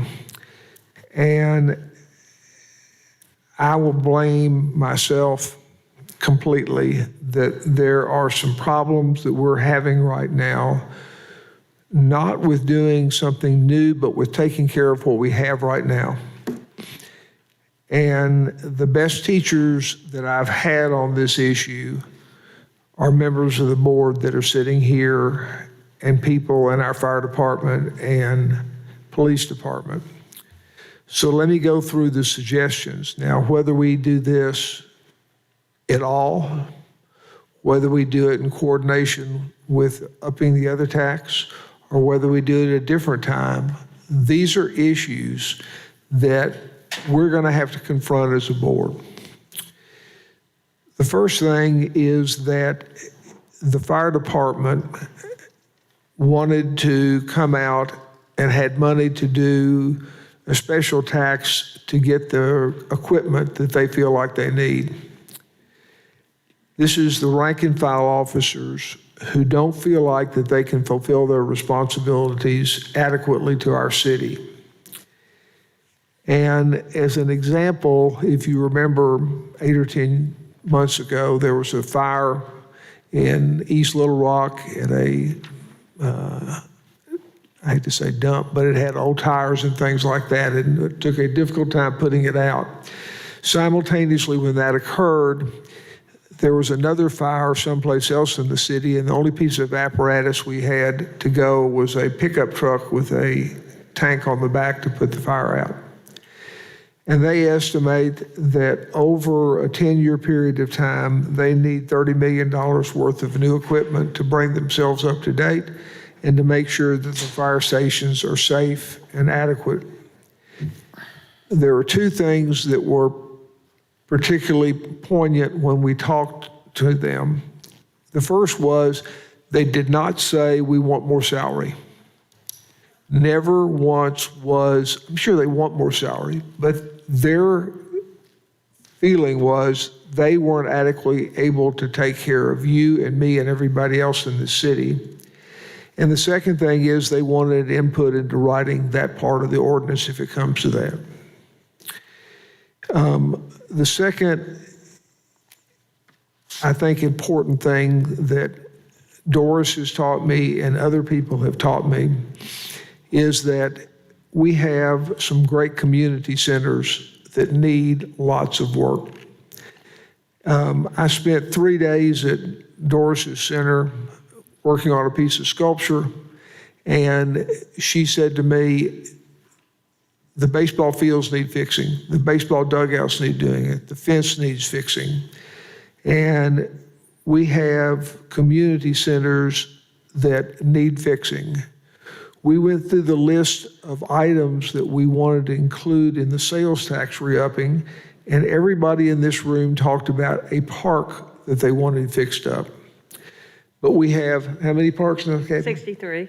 63 parks that are all in some state of disrepair that we have not been good fiduciaries in taking care of over that period of time. I talked to Brad Kazort, and he, when he was on this board and still is an advocate for the zoo, we're not good fiduciaries in taking care of the zoo and the animals. And we're getting to that critical point that I've been through again on this board on several times. And that is they're going to have to go for their re-accreditation. And they won't get their accreditation unless we find some extra money to start doing something. And so part of the money that I would like us to consider doing sometime is $1 million a year to go to the zoo, not to build something new, but to take care of what they have right now. And the whole thing I'm talking about is how we're going to take care of what we have right now.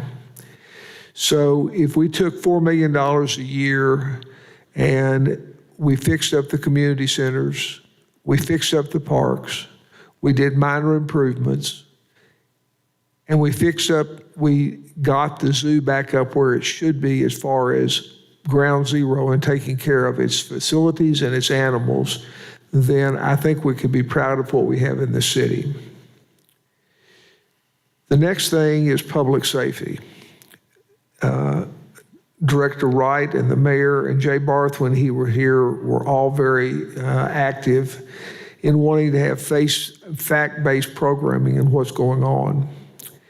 And I would suggest we consider putting $3 million back into our rejuvenated community centers. Now that's coming out of the first pot, and do them extensively and exclusively on programming.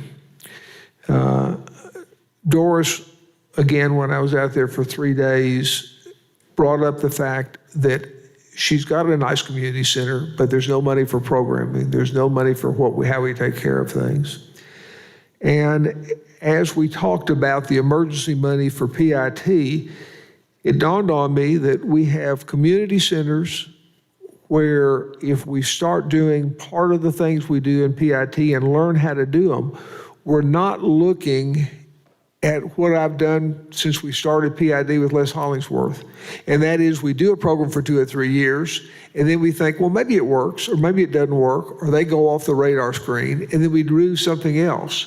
So if we said we're going to do X, Y, and Z in how we take care of people and how we take care of these programs, then we can really have a fact-based program. We can say these are the things that we're going to do on a year in, year out basis.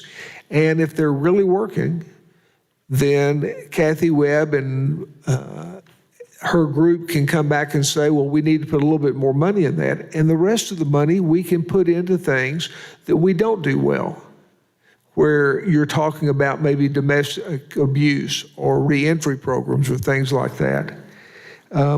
I would also talk about that we put a couple of $1 million into COPP officers. Ken has told me from day one that if you're going to take care of people on the street, you have to have a group of officers that are there all the time.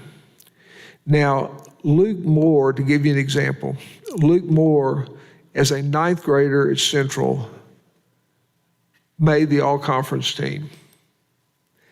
Luke Moore will never be the center on the Central basketball team. We need to find the Luke Moores of policing who want to be COPP officers that are dedicated to only being in the neighborhood south of 630 and east of I-30. That are there day in and day out, and the only time they're ever pulled out is when there's an emergency, and as soon as the emergency's over, we go back. We take COPP officers and we use them, and then when something happens, they're all moved out and they're not available anymore. So you can't build neighborhood trust if you don't have the right type of person and they're not there all the time. And I had several meetings with Major Dyer on how you take care of the downtown. And what he said is that I can take care of this. You give me 10 or 12 bike officers, and I can take care of the River Market and the downtown and all of those areas because I can have people on bikes going places that a car can't go, and I can have them constantly on the street. And I've got somebody who'll buy the bikes. But we need to start thinking about how we take care of individual areas in a special way. So I would talk about taking money, one, and putting them in the community centers in specialized programs to talk about how we take care of problems today, tomorrow, 5 years, and 10 years from now.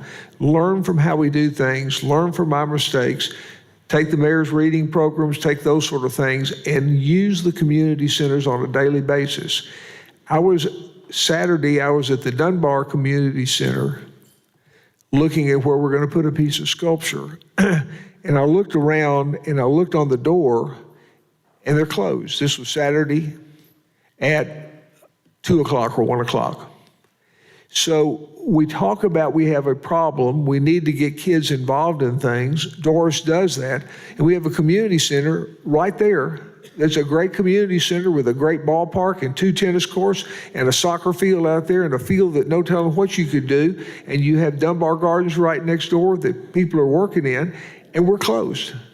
So if we're really serious about taking care of our facilities and being fiduciaries of what we have, let's talk about how we're going to do it. Now, this may not be the right idea, it might not be the right formula, but it's frustrating to me at my age and being on this board this time that I'm just now getting to the point where I walked around to all the community centers.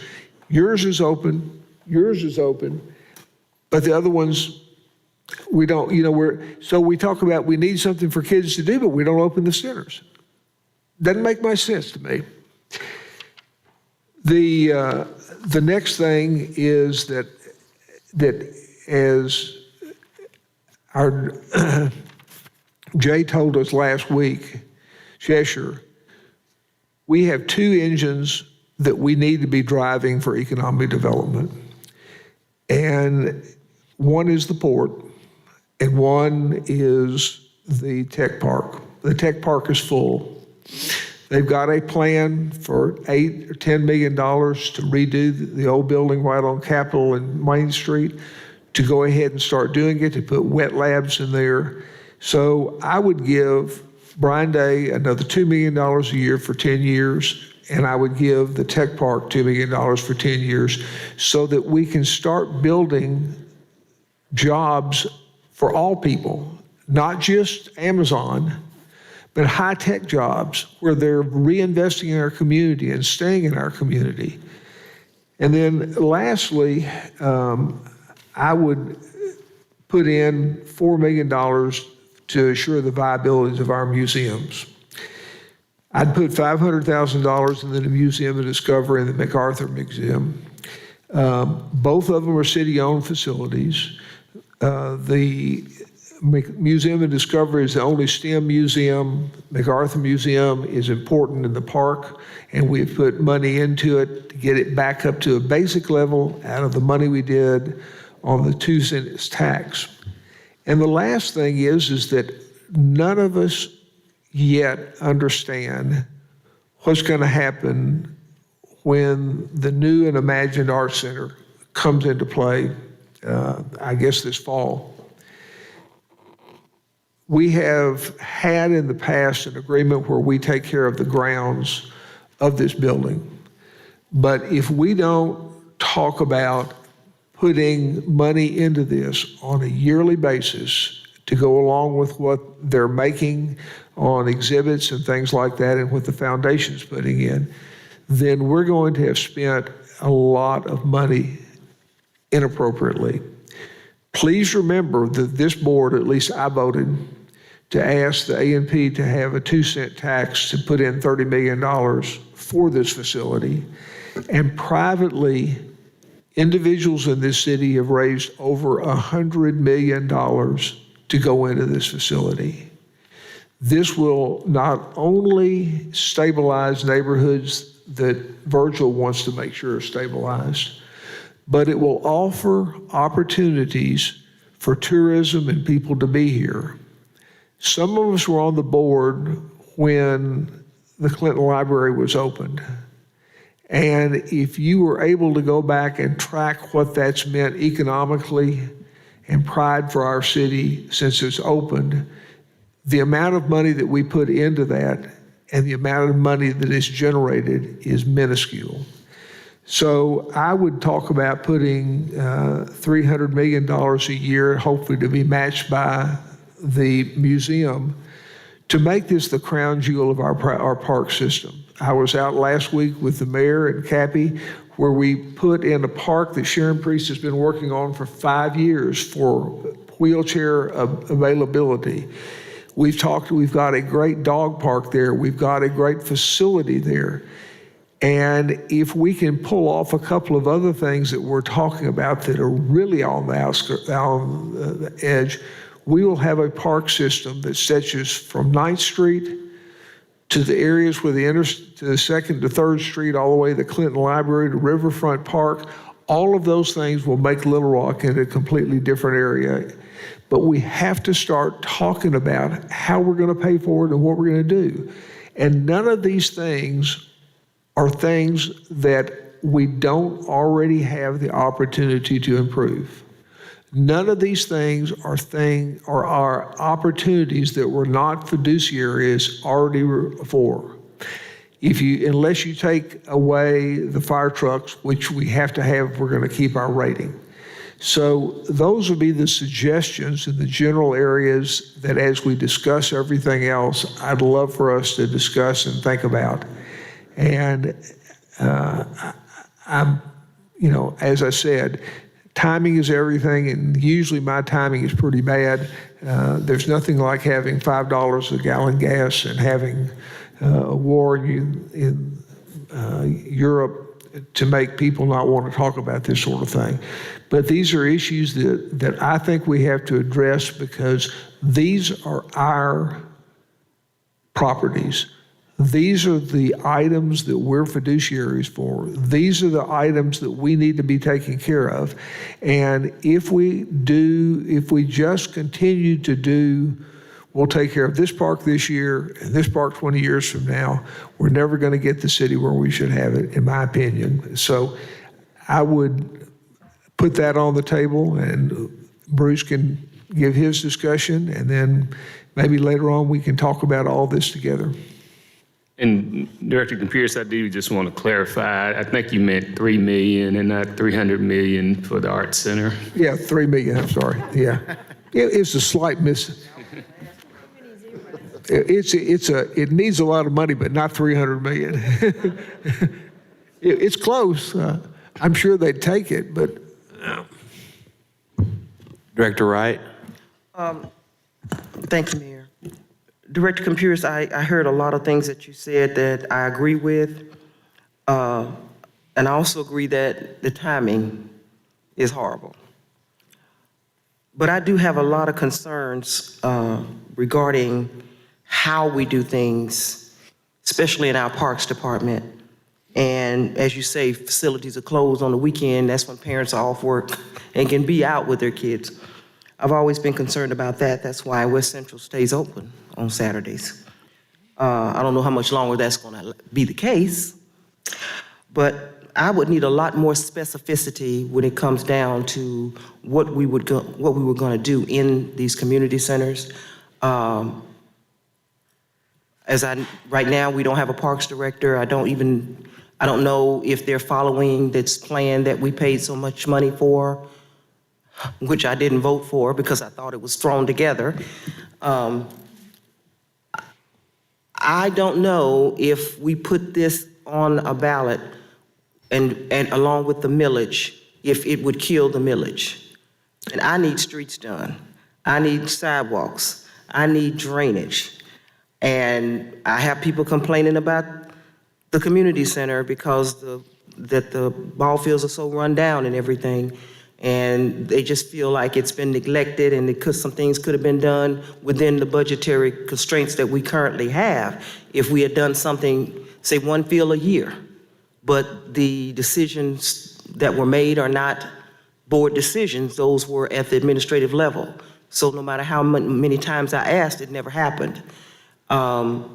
So I would have some very grave concerns on how the money would be spent and if it would be spent in the appropriate manner in the places where it need to be spent, because there's no real leadership and there's no real plan. And if you know me for years, you know I'm very strategic and I love to have a plan, and I like to look at what I'm talking about and know that I can get it implemented, and this is where the dollars are gonna go.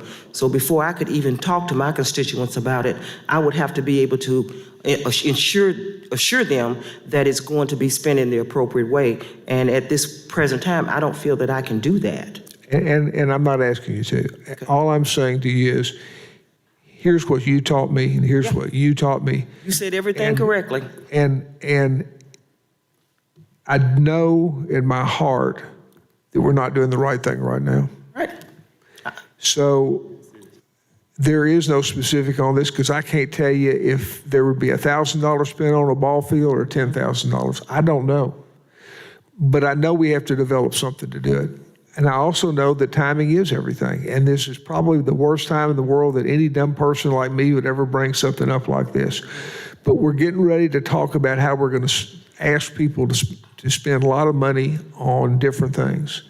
And what we may want to say is, let's just spend it all on infrastructure, and we'll talk about this in September or some other time. But I also know that we are where we are, and a lot of the times how we got there is important, but it's not the issue. The issue is right now, the field that you want to play baseball on coming in a month or two, the fence is leaning over and the dugouts look bad. And I know that for a fact. So how we're going to address that, how you take it, if we did this, how you take part of it, I don't know the answer to it right now. And I don't mean to think I do. I'd have to really sit down and say, we do this and this and this, and this is how we do it. And I'd be glad to do that. And y'all may say, listen, you've just taken 30 minutes of my life that I'd like to be doing something else. Quit talking. But I'm honestly look at what we own as a community, and I look at how poor the utilization is right now, and how poorly we support it. So, it's like a lot of things I take care of when I see patients in my office. How they got to that point and what they did and what they didn't do to get to that point really is irrelevant anymore. The thing that is that they're there and I got to fix it. I can agree with that, but unless there's a change in the thinking processes, you're going to get more of the same.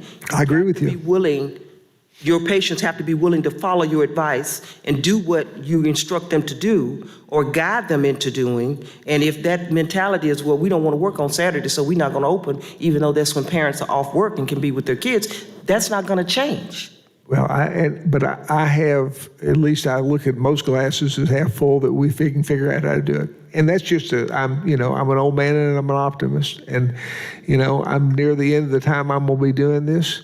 And I'm not sure that I have been vocal enough about what I think we should have been doing for a while. So, and again, I'd love to hear what Bruce has got to say. And my thought is that y'all have got my telephone number. Call me and you can say, you done blankety blank, quit doing this, or, we think it's okay, or do this or that.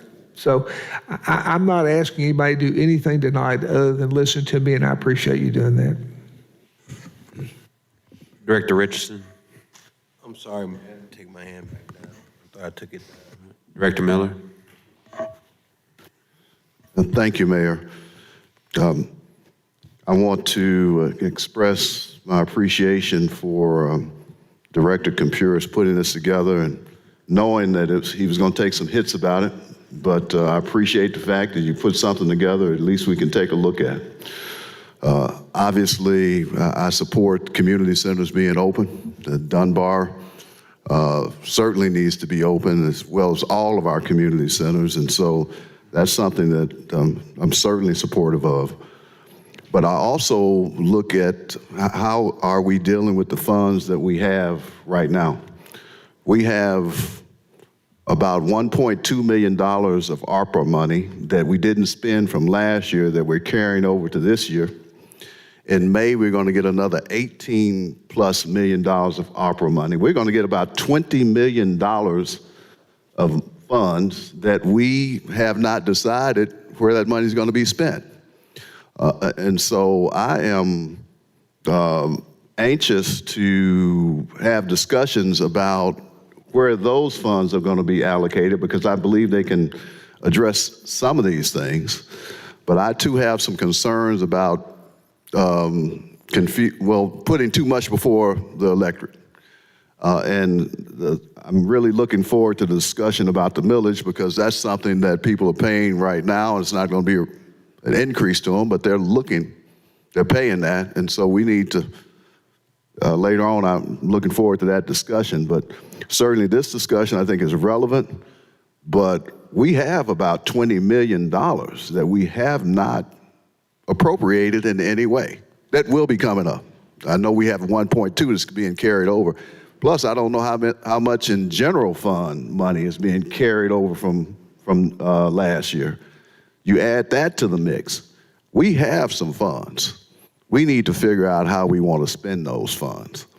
I am certainly reluctant to put this before the voters at this point for all the reasons that Dean, our Director of Computers, has talked about as far as timing is concerned. I think it's just too much to digest, because I really want to support the renewal of the millage. And with that, also, again, I just want to point out the $20 million that we have, that we anticipate having. I know we have 1.2 that's been carried over. I don't know how much in general funds we're having carried over. We have funds. Let's try to be good stewards of the funds that we have and the funds that we know we're getting ready to have, and let's try to address some of these things that have been pointed out here. Thank you. Thank you, Director Miller. Director Phillips. Thank you, Mayor. Thank you, Director Computers. In my year on the board, you know that I appreciate a good presentation. I appreciate you bringing this before us. And I echo Director Wright and Director Miller that this may not be the best time, but I don't know when is a good time. When there's ever a good time to ask people to invest in their city and reinstitute a tax. If I understand your proposal correctly, this is reinstituting the 3/8 cent that expired at the end of last year that we were accustomed to paying, and not an addition. I get that. With the investment in our city, so I want you to know part of that from that standpoint. If we're going to continue the discussion later, I think there's other things that should be included in those categories. Specifically, you're talking about taking care of certain neighborhoods. We had our targeted community development initiative that needs to be funded with a line item. So if this is something that we're going to do, I would like to see that included. Obviously, there are some details to work out, as it relates to parks and which parks and all that, and I understand there's time to do the details. But I do, generally speaking, Director Computers, I'm part of this investment in our city, because there's things that need to be done. And I've said this to a lot of people before, but I'm here with you guys because I want to hit a home run in Little Rock. And I'm willing to step to the plate and swing each and every Tuesday. And if this is an opportunity for us to hit a home run, then count me in. But I do understand there's probably some details to be worked out. I'm also interested, Director Computers, or maybe this from the city manager, based on the new law, for us the timing. I don't want to just assume that we're going to do this at the same time we're planning to do the millage election. I'm not saying we have to do it in the November, but from Director Computers' perspective or from the city manager, is one of those dates what you're thinking of?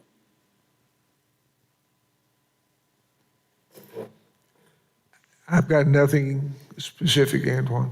Just, I'd like to, whenever the smart minds in the room think we can do something, and if they want to do it, we'll get specifics and do it.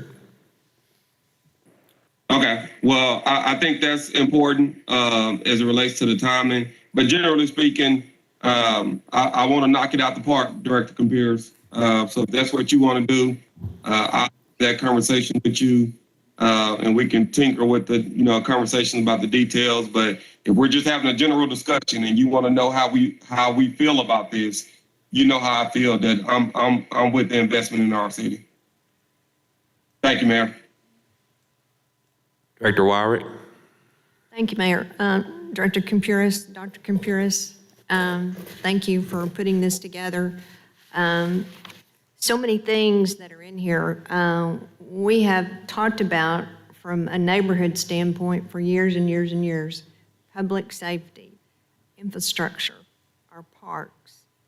All these things that you have in here, we've been talking about them and talking about them. We passed a 2011 sales tax, and our Western Hills Park was allocated money to make improvements there.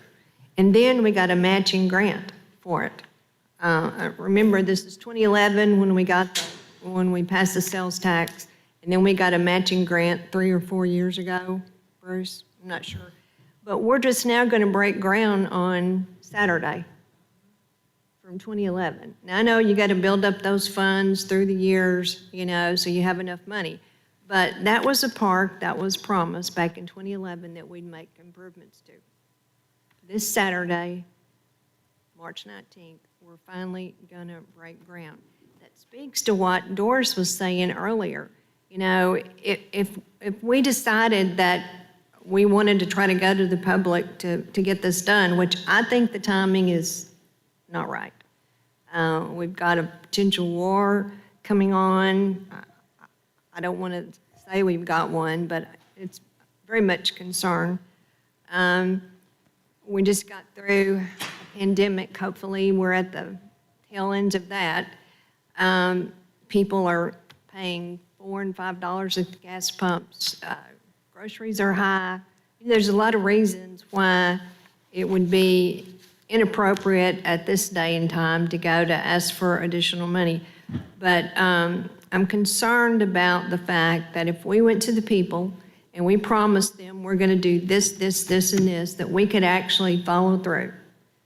From 2011 to 2022, we're just now starting on a project that was promised back in 2011. And we went to the citizens and we said, this is what we're going to do. Now, this park is just one example of where, it was at the tail end of the sales tax. But one thing that I think is key, and Director Phillips, I'm going to call him out. I'm sure he'll call me out too. But he brought up the targeted community development. Doris is the mother of that, the daddy of that. And it does give our citizens some hope that where they live, we're going to do some special things for them. We're going to make improvements in housing. We're going to make improvements in programming, whatever we determine to do. But that's something I think that we could do to help the citizens right now. I think it's very thoughtful. I think it's all needed. I think the citizens would love it. But the administration, from the time that we start the sales tax collection until the end, it's kind of sketchy to me. I don't know how it gets done. It's not been totally successful in some of the areas, and so I have concerns about that. But I'm with Director Miller. I'm concerned about the millage. That's the only additional revenue that I see that we probably need to push forward to help us through some of the shortfalls that we have from the 3/8 cent sales tax going away. Thank you. Thank you so much. Mr. Moore? Angie, if you just pull up, and I'm just really going to go over the timeline. I think it was Director Phillips that sent out or asked about sort of a timeline, considering when we're thinking about proposing. I did send a memo out on Friday, but if you go to page 3, Angie. So tonight, you all did approve the city and engineer contract with Friday, Eldridge, and Clark to serve as bond counsel Currently, we have issued an RFQ that closes March 22nd for underwriter services. On April 5th, I will bring forth the resolution asking you all to consider authorization of the underwriter services. And then in April, we have April 12th, 19th, and 26th to continue our discussions and narrow down the proposal.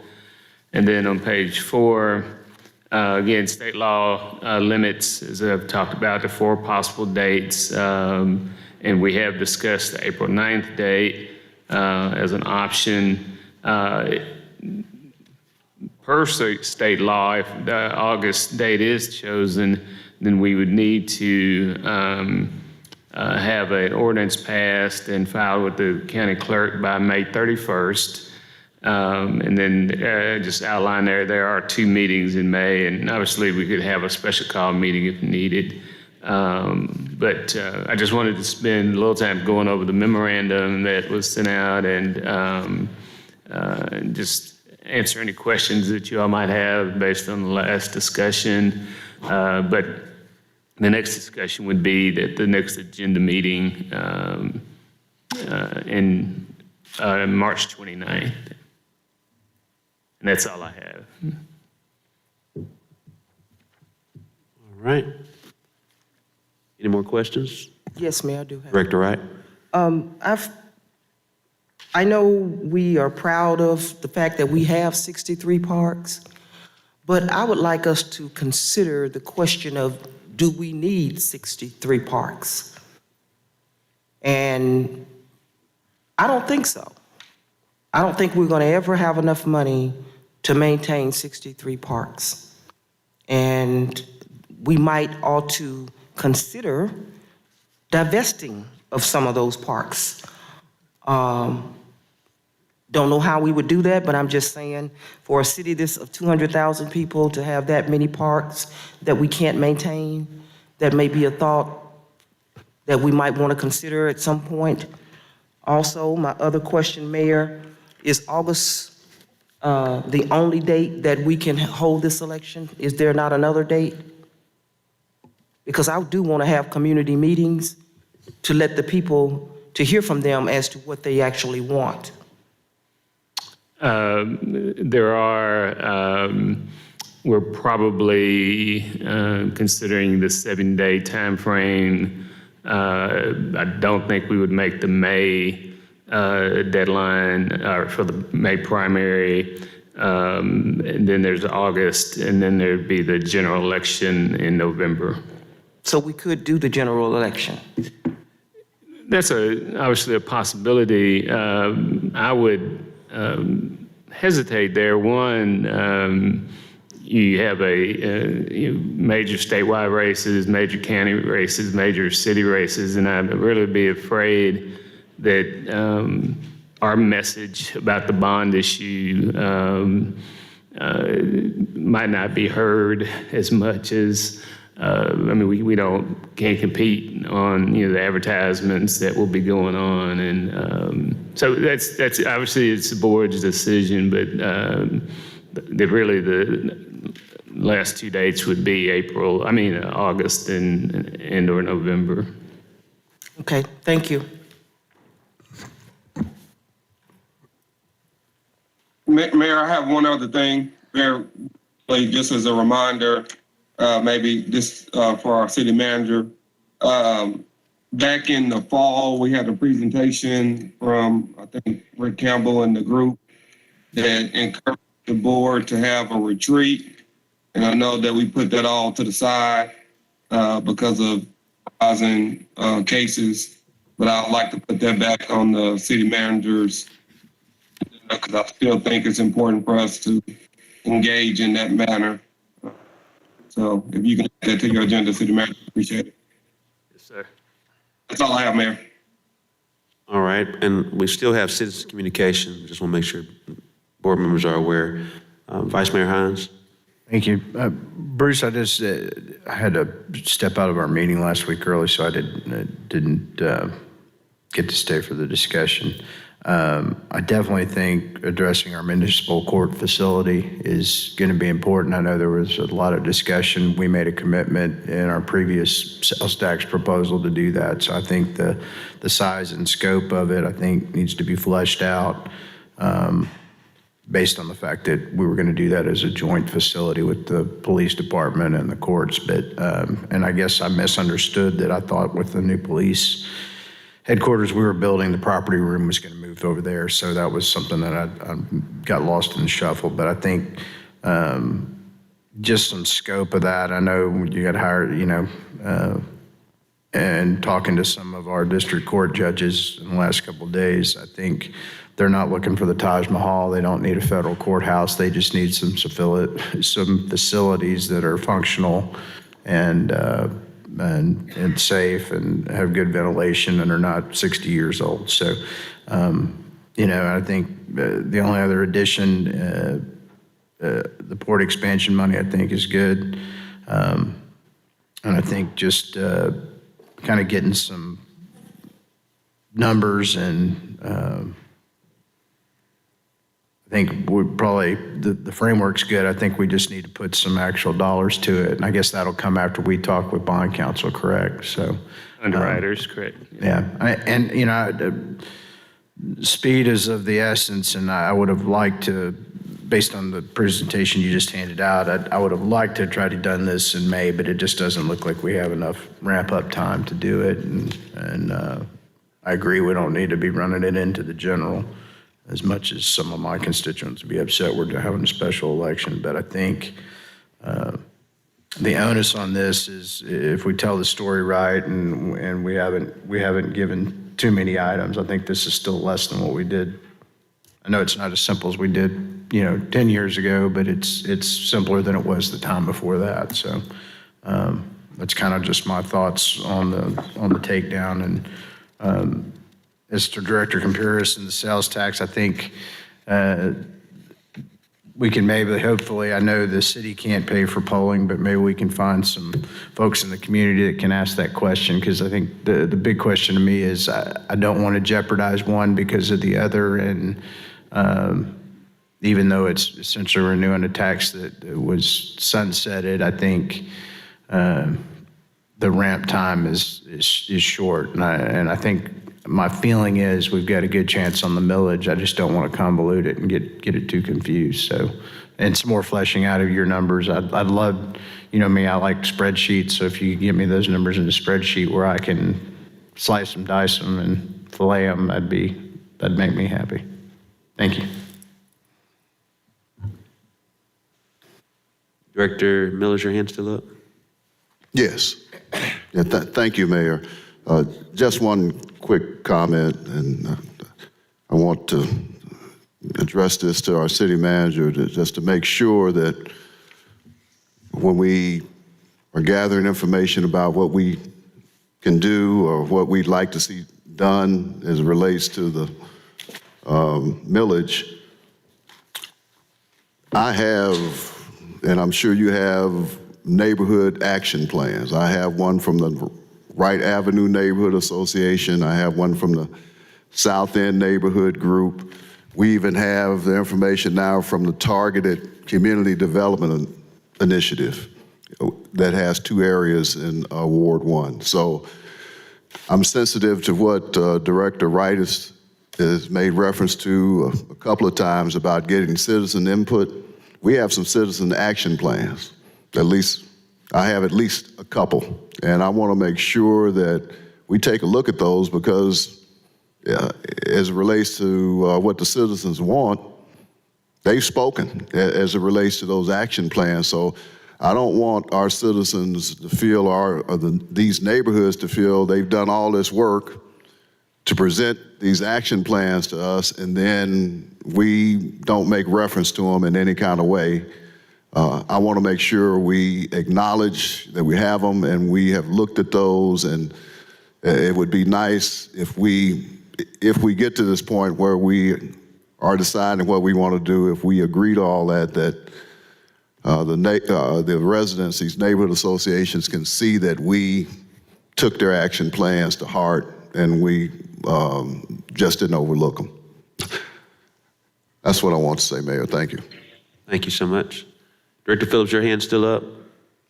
Yes, I just wanted to, I didn't know when we have our conversation with bond counsel, the underwriters, I guess it's for you or the city manager to make sure that they can provide some type of schedule or amortization schedule as what the amounts would be, whether we do 10 years, 15 years, or 20 years. I'd like to see what that would get us so we can consider that as well. All right, will do. Thank you.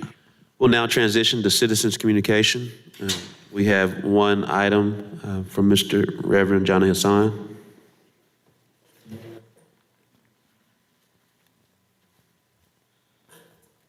Peace be upon you. I don't need the reverence. Thank you. Anyway, ladies and gentlemen of the board, I just want to put on record, I came in 2020 to ask about the drug houses. I gave y'all documents in reference to 3 buildings in the city of Little Rock, Ward 1, that was drug infested. They were drug enterprises. That's what they are. I brought it to the board, gave it to Bruce Moore and the mayor, hard copy. And attorney, if I bring it to the board, is that for the record? Can it be put on as an agenda item? If it's brought to the board,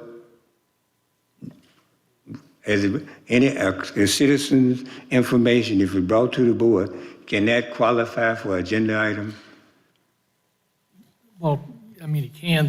The manager is responsible for setting the agenda initially. Board members obviously have input, and that's what the agenda meetings are for. Okay. So you're saying even when the item is brought to the board of directors, first gave to the mayor and gave to the city manager, that item cannot be put on as agenda item? No, what I'm saying is that when you give them to the mayor and the manager, you've given them to the 2 people who are primarily responsible for setting agendas. You're right. Okay. That's what I thought. I thought I answered your question that information about specific drug houses or enterprises or areas would be a matter of public concern. Okay. Well, for the record, that's what I did 2020. We have 2 houses on the area of 1324 19th Street. And then we have the one that I talked about most.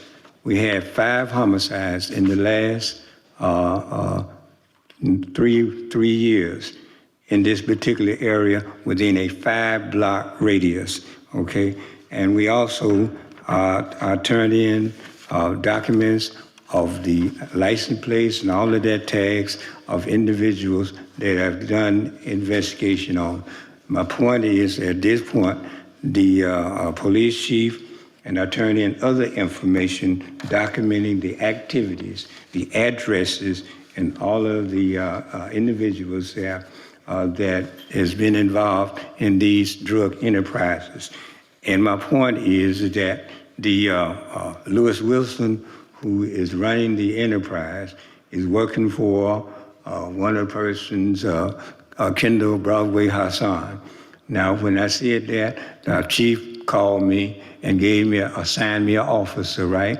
Said, he's my investigation. He's the investigating process. And so is that the timeout? Yes, Reverend Hassan, but if you have anything in writing, we can add that to the record. Yes, I have in writing. But let me do this before I go. Let me pray for the 13 people who have died in this city, and you're not talking about any of that. No health care, no nothing you talk about. May God's peace and blessing be upon him. Assalamu alaikum to those Hotep, La Paz, Santiago. We make our prayers for those 13 individuals who died in the city of Little Rock, and the city board have not given their name recognition or anything. And I hope that God forgive us for not making that an agenda item. Peace be upon you. Peace be upon you. Mr. Moore, you were motioning. Were you going to? Members of the board, any more questions? Seeing none, is there a motion to adjourn? So moved. There's a motion second. All those in favor, please say aye. Aye. All those opposed, please say nay. Ayes have, meeting adjourned.